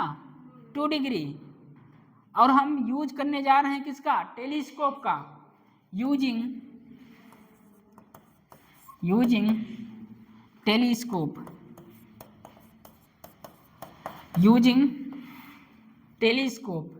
टेलीस्कोप यूज करते हैं। ये जो बनता है एंगल कितना बनता है? 12 डिग्री। तो वही magnification with instrument by without instrument. देखिए कितना बढ़ गया टेलीस्कोप लगाते ही? 12/2 डिग्री। तो 6 गुना करके दिखाया ये। कितना गुना? 6 गुना। इसीलिए यूज करते हैं इंस्ट्रूमेंट का। आप नेचुरल आंखों से देख रहे थे, सस्टेंडेड एंगल आ रहा था। जब इमेज ऑब्जेक्ट आई के पास था तो एंगल बड़ा बन रहा था। जैसे जैसे आप आई से दूर जा रहे हैं ऑब्जेक्ट लेकर, ऑब्जेक्ट की इमेज रेटिना पर छोटी बनती है। आप देखें वहाँ एंगल क्या आ रही है? कम। आप रिलेशन भी वहाँ से फाइंड किए हैं क्या? Alpha = H0/d। यही, इसको नोट करिए। जब टेलीस्कोप का यूज किए तो जो एंगल बना बीटा, वो कितना बना? 12 डिग्री भैया, 12 डिग्री।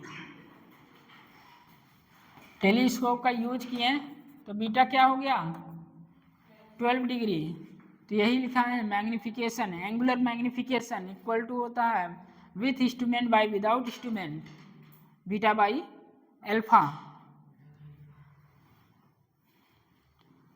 छत पर मून के द्वारा बनने वाला आई पर एंगल 2 डिग्री है।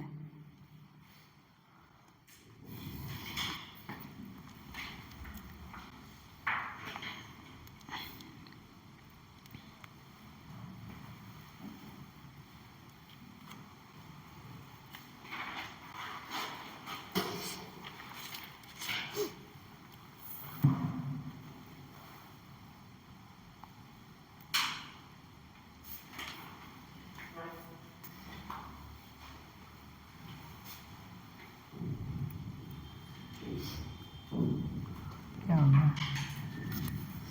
कुछ नहीं, कुछ नहीं।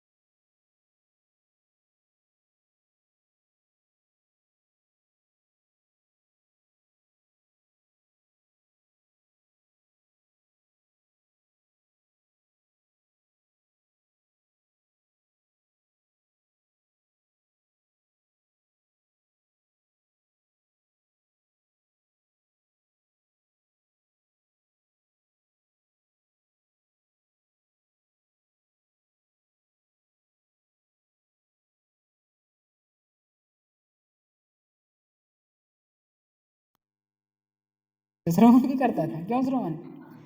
कितने का एंगल बन रहा था?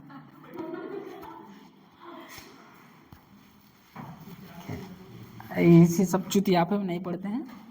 हाँ भाई, जाते थे साथ में। कोई अपना क्या कर रहा है छत पर, क्या कर रहा है, मैं क्या, थोड़ी बहुत बातें होती थी क्लास के बाद, थोड़े बहुत मतलब। हाँ भाई, तू कहाँ का है? तू बिहार का है? तू यूपी का है? यूपी में कहाँ से? इलाहाबाद से है? इलाहामुरा बादशाहपुर से है? तो ऐसे दूर दूर के लड़के ऐसे ऐसे परिचय बनता जाता था। तो ये, और ख़ास ये बातें थी, कभी भी गर्ल्स और बॉयज़ की क्लासेस एक साथ कभी भी नहीं चलती थी। बॉयज़ की क्लासेस चलती थी शाम, और गर्ल्स की क्लासेस चलती है सुबह 6 बजे से। सुबह 6 बजे से 1 बजे तक गर्ल्स की क्लासेस चलती थी, 2 बजे से बॉयज़ की क्लासेस चलती थी 8 साढ़े 8 बजे तक, कभी कभी 9 बज जाता था।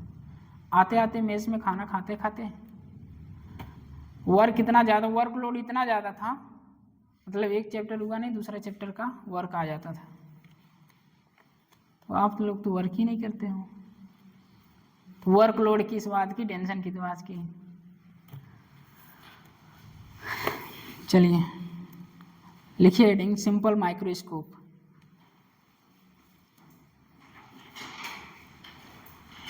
Simple microscope.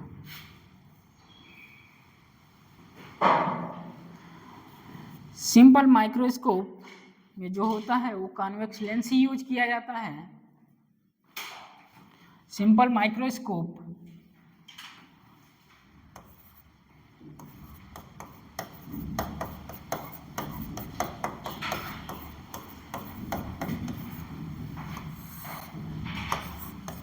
क्या यूज किया जाता है इसमें? सिंपल माइक्रोस्कोप एक प्रकार का कॉन्वेक्स लेंस ही है।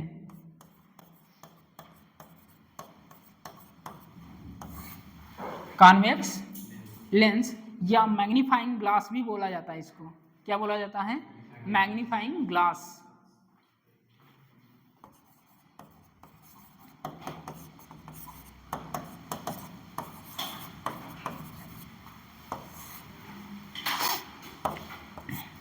कभी कभी ये देखे होंगे अपने आपके दादाजी या दादी जी जब अखबार पढ़ते हैं इसका यूज करते हैं। हाँ, करते हैं कि नहीं करते हैं?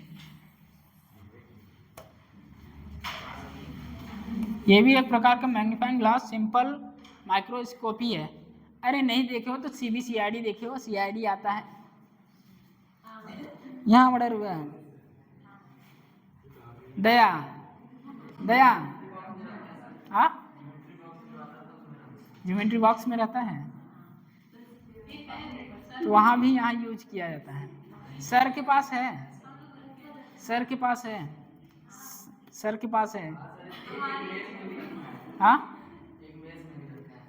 सर क्या होगा? हाँ, स्क्रीन देखते हैं सर ना, बड़ा बड़ा दिखता है। तो ये होता है मैग्नीफायर है। तो बनाएंगे यहाँ कॉन्वेक्स लेंस।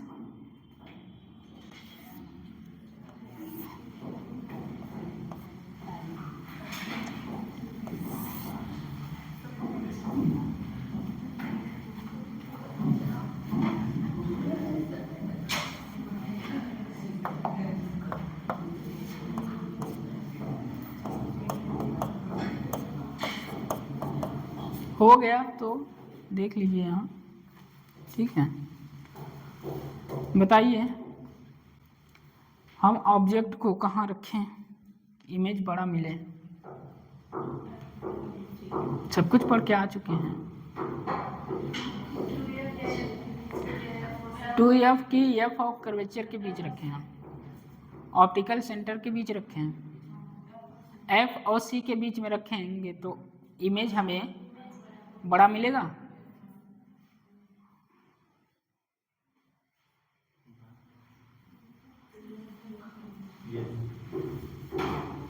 अरे सोच पा रहे हो नहीं पा रहे हो? लेंस में बताइए, जब कहाँ रखते हैं, F और C के बीच में रखते हैं तो कहाँ बनता है? बड़ा बनता है, पीछे ही बनता है।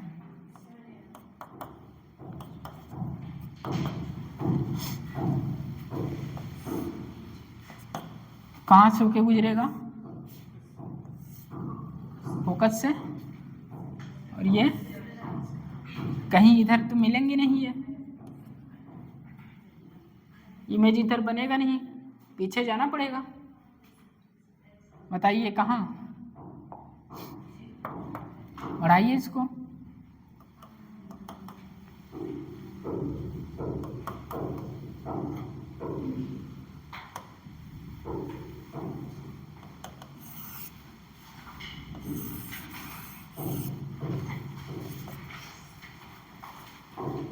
फोकल लेंथ और कर्वेचर के बीच में रखते हैं तो इमेज जो हमारी फॉर्म होती है बहुत बड़ा होता है।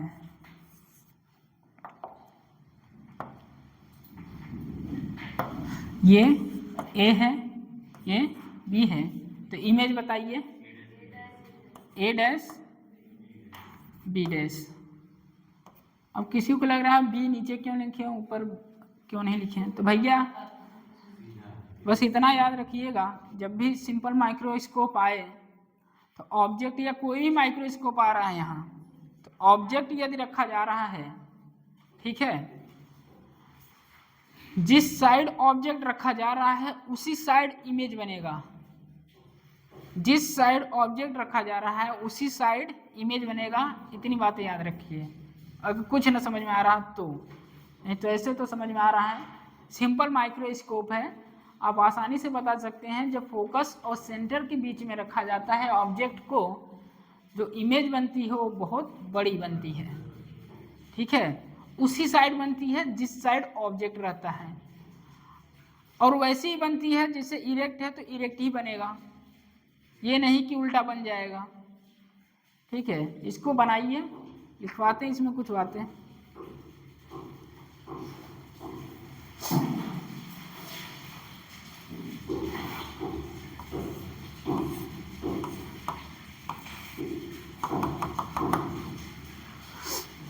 ऑब्जर्वर है, ऑब्जर्वर है, ये जो रे आती हैं इसको कहाँ से आती हुई प्रतीत हो रही हैं? ए डैश बी डैश से। तो ऑब्जर्वर किसको देखेगा? ऑब्जेक्ट को देखेगा कि इमेज को देखेगा? ऑब्जर्वर कभी ऑब्जेक्ट को नहीं देखेगा। ऑब्जर्वर कभी ऑब्जेक्ट को नहीं देखेगा बल्कि उसके इमेज को देखेगा। तो ऑब्जर्वर किसको देख रहा है? ए डैश बी डैश इमेज। इतना बात याद रखिए। ऑब्जर्वर कभी ऑब्जेक्ट को नहीं देखेगा, वो देखेगा जहां से रे आती हुई प्रतीत हो रही है। तो ए डैश बी डैश मतलब उसके इमेज को देखेगा। ऑब्जर्वर ए बी को नहीं देखेगा। ए बी क्या है? ऑब्जेक्ट है। बल्कि क्या देखेगा? ए डैश बी डैश देखेगा, उसके इमेज को। ऑब्जेक्ट को रखा गया है सी और एफ के बीच में। ये आपका ऑब्जेक्ट को रखा गया है, ऑब्जेक्ट सी और एफ के बीच रखा गया है। ऑब्जेक्ट सी और एफ के बीच रखा गया है। इमेज कैसा बन रहा है? रियल की वर्चुअल? कैसा बन रहा है? वर्चुअल। इमेज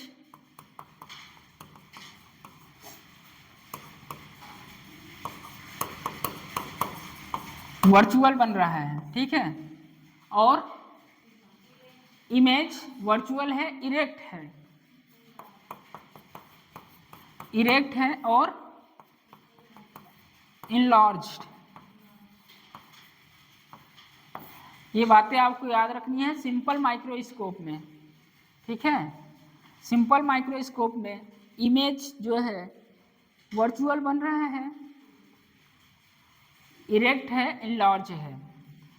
ऑब्जर्वर को कभी ऑब्जेक्ट नहीं दिखेगा, बट क्या दिखेगा? ऑब्जेक्ट की इमेज देखेगा। वो बना लीजिए, ए डैश बी डैश दिखा दीजिए। ऑब्जर्वर ए डैश बी डैश को देखेगा। इसे कट कर दीजिएगा क्योंकि ये ऑब्जेक्ट को नहीं देखता है, इमेज को देखता है। ये अच्छे से बनाइएगा। इमेज याद है रखिएगा, सिंपल माइक्रोस्कोप जो होता है इमेज कैसा होता है, वर्चुअल होता है, इरेक्ट होता है और इनलार्ज होता है। ये बातें आपको याद रखना है। बताइए, अब चलते हैं डिस्टेंस आप लिखवाइए, डिस्टेंस, इमेज की डिस्टेंस और ऑब्जेक्ट की डिस्टेंस। बताइए, ये ऑब्जेक्ट है यू और ये भी है। अब अल्फा आएगा बीटा आएगा, बीटा आप यूज किए हैं क्या, सिंपल माइक्रोस्कोप आप इंस्ट्रूमेंट का यूज कर चुके हैं, बीटा।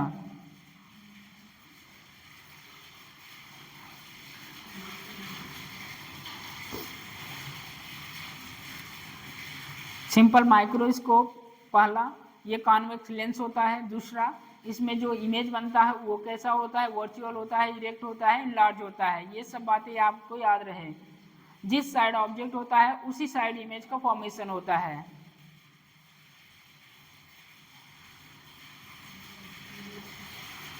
टेन बीटा क्या लिख सकते हैं, टेन बीटा, टेन बीटा बताइए। Tan beta equal to perpendicular by base. Perpendicular क्या है, ए बी बाई यू और A dash B dash by B. तो लिखिए magnification M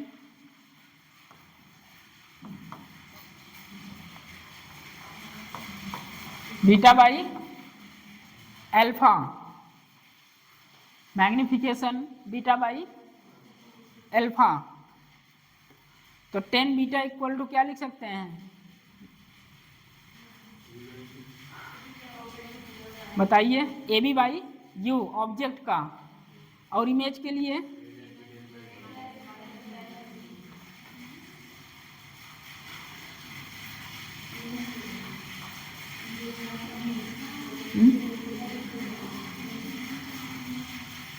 magnification equal to beta by alpha. Tan beta लिखेंगे ए B by you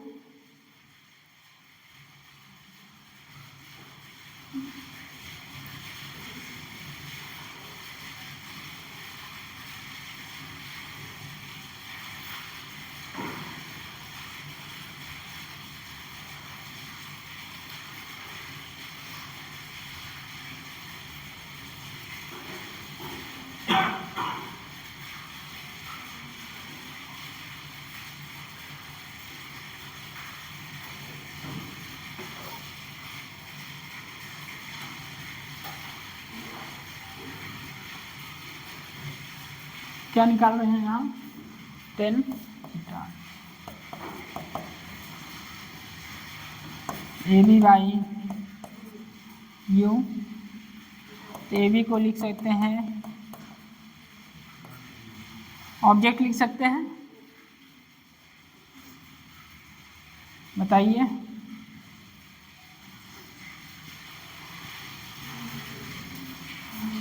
theta क्या है, small है बड़ा है, इतना भी बड़ा नहीं है। तो beta is equal to h naught by u आएगा, बीटा इज इक्वल टू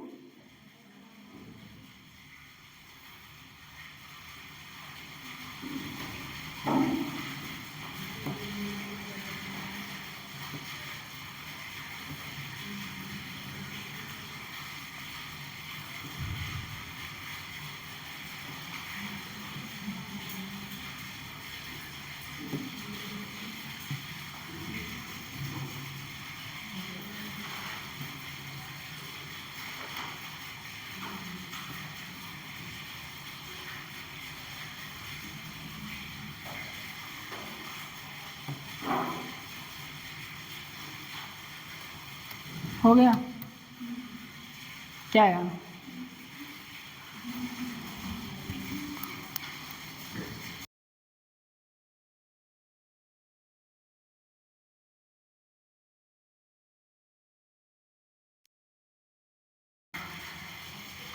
चलिए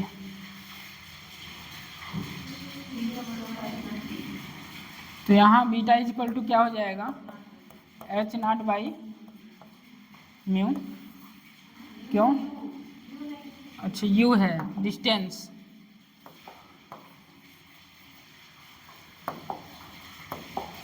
सॉरी भाई,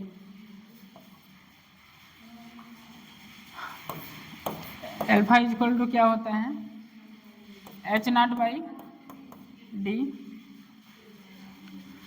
तो मैग्निफिकेशन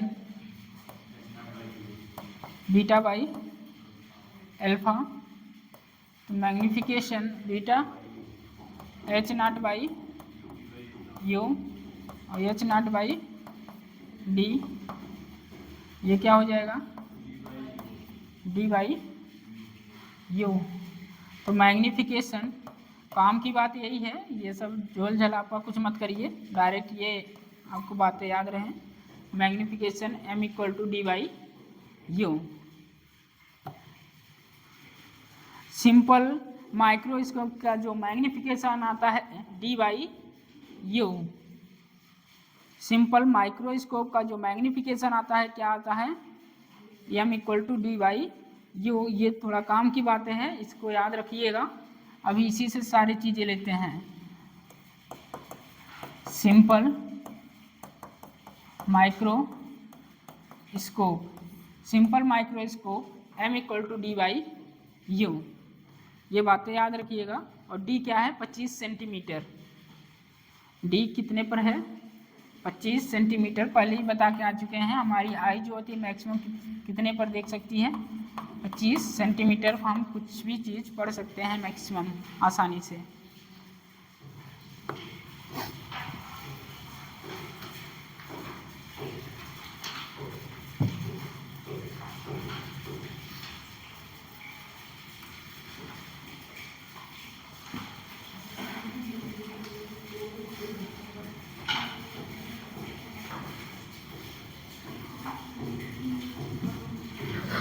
यदि मैं बोलूं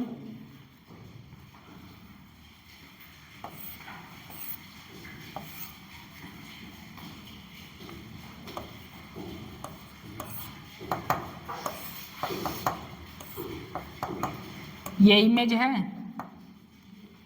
ये इमेज है कि नहीं है, कैसे डिसाइड कर सकते हैं? इमेज के लिए पहले ऑब्जेक्ट तो रहना चाहिए, ऑब्जेक्टिव गायब है, हम डिसाइड नहीं कर सकते हैं भैया।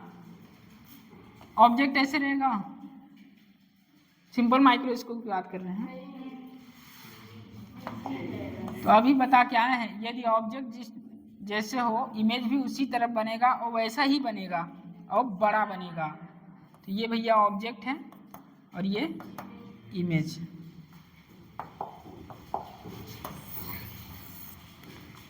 हैं क्लास में। चलिए केस फर्स्ट लिखिए यहाँ, केस फर्स्ट।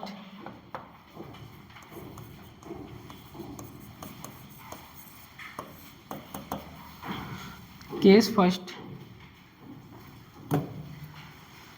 सिंपल माइक्रोस्कोप का जो एंगुलर मैग्निफिकेशन आया कितना आया है, m equal to d/u।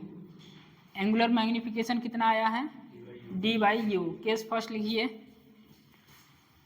When final image 25 centimetre, when final image 25 centimetre, simple microscope का जो एंगुलर मैग्निफिकेशन आया है d/u है। एंगुलर मैग्निफिकेशन, एंगुलर मैग्निफिकेशन कितना है, d/u। केस फर्स्ट लिखिए, व्हेन ऑब्जेक्ट क्या हो, व्हेन फाइनल इमेज जब कितने पर बने, 20 सेंटीमीटर पर बने तब। When final image 20 centimetre, when final image 20 centimetre मतलब 25 सेंटीमीटर। यही तो लिखा है। सॉरी, क्लास बंद कर दें, नहीं है पढ़ा।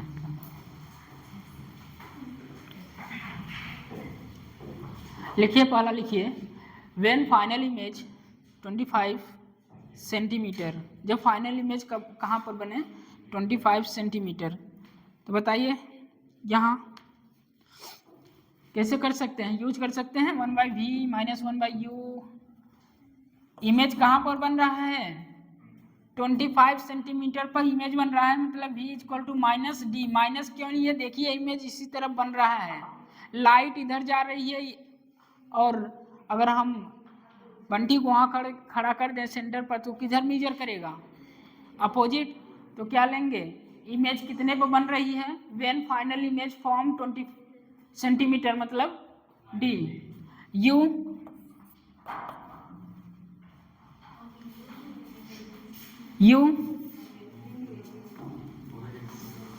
निगेटिव की पॉजिटिव, उसी डायरेक्शन में निगेटिव।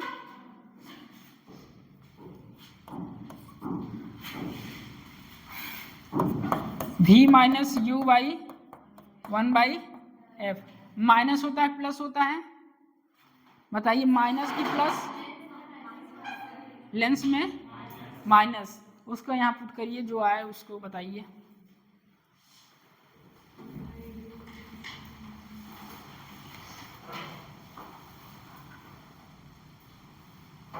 पीछे जो सारी कहानियाँ आप सिंपल माइक्रोस्कोप में पढ़े हैं वहाँ याद रखना, सिंपल माइक्रोस्कोप जो होता है एफ फोकस,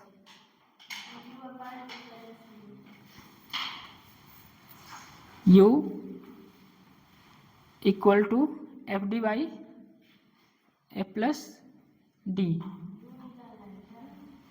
यू फाइंड करिए यहाँ, यू में रिलेशन निकालिए, यू का रिलेशन एफ और डी में रिलेशन निकालना है बस। सिंपल माइक्रोस्कोप है, आसानी से बोल सकते हैं ये एक कॉन्वेक्स लेंस होता है, इसे मैग्नीफायर के नाम से भी बोला जाता है, मैग्नीफाइंग ग्लास के नाम से भी जाना जाता है। इसका जो इमेज बनता है वो वर्चुअल होता है, इरेक्ट होता है, इनलार्ज होता है, जिस डायरेक्शन में ऑब्जेक्ट होता है उसी डायरेक्शन में इमेज का फॉर्मेशन होता है। ये सारी चीज़ें आपको याद रहे। उसके बाद मैग्नीफिकेशन, ये मैग्नीफिकेशन यहाँ से इसकी कहानी चालू हुई है। मैग्नीफिकेशन जो होता है क्या होता है, डी बाई यू। और पहला जो लेने जा रहे हैं, जब फाइनल इमेज कहाँ पर बने 25 सेंटीमीटर पर, तब आइए यहाँ जो रिलेशन आता है उसको देखते हैं। 1/-d plus 1/u equal to 1/f, तो 1/u equal to 1/f plus 1/d, ठीक है। 1/u इक्वल टू क्या हो जाएगा, f plus d by F D, यही हो जाएगा। तो u इक्वल टू हो जाएगा F D by F plus D. ये काम की बात है, आपको याद रखना है। अभी इसका यूज करेंगे टेलीस्कोप में, माइक्रोस्कोप में, ये काम की बातें हैं, इसे आप ध्यान में रखिए। u equal to F D by F plus D. वही जब टेलीस्कोप माइक्रोस्कोप आएगा वहाँ आई पीस के लिए जो डिस्टेंस आएगा you E F E D by F E plus D, ऐसे हो जाएगा। इसका यूज अभी सभी जगह करेंगे। ये काम की बातें हैं, ये आपको याद रहे तो अच्छी बात है, नहीं याद है तो आप डायरेक्ट निकाल भी सकते हैं। वो बोल देगा कहाँ पर निकालना है, जब इमेज कहाँ पर बने 25 सेंटीमीटर पर बने, तब इमेज कहाँ बन रहा है 25 सेंटीमीटर में, जो यू का रिलेशन आ रहा है F D by F plus D.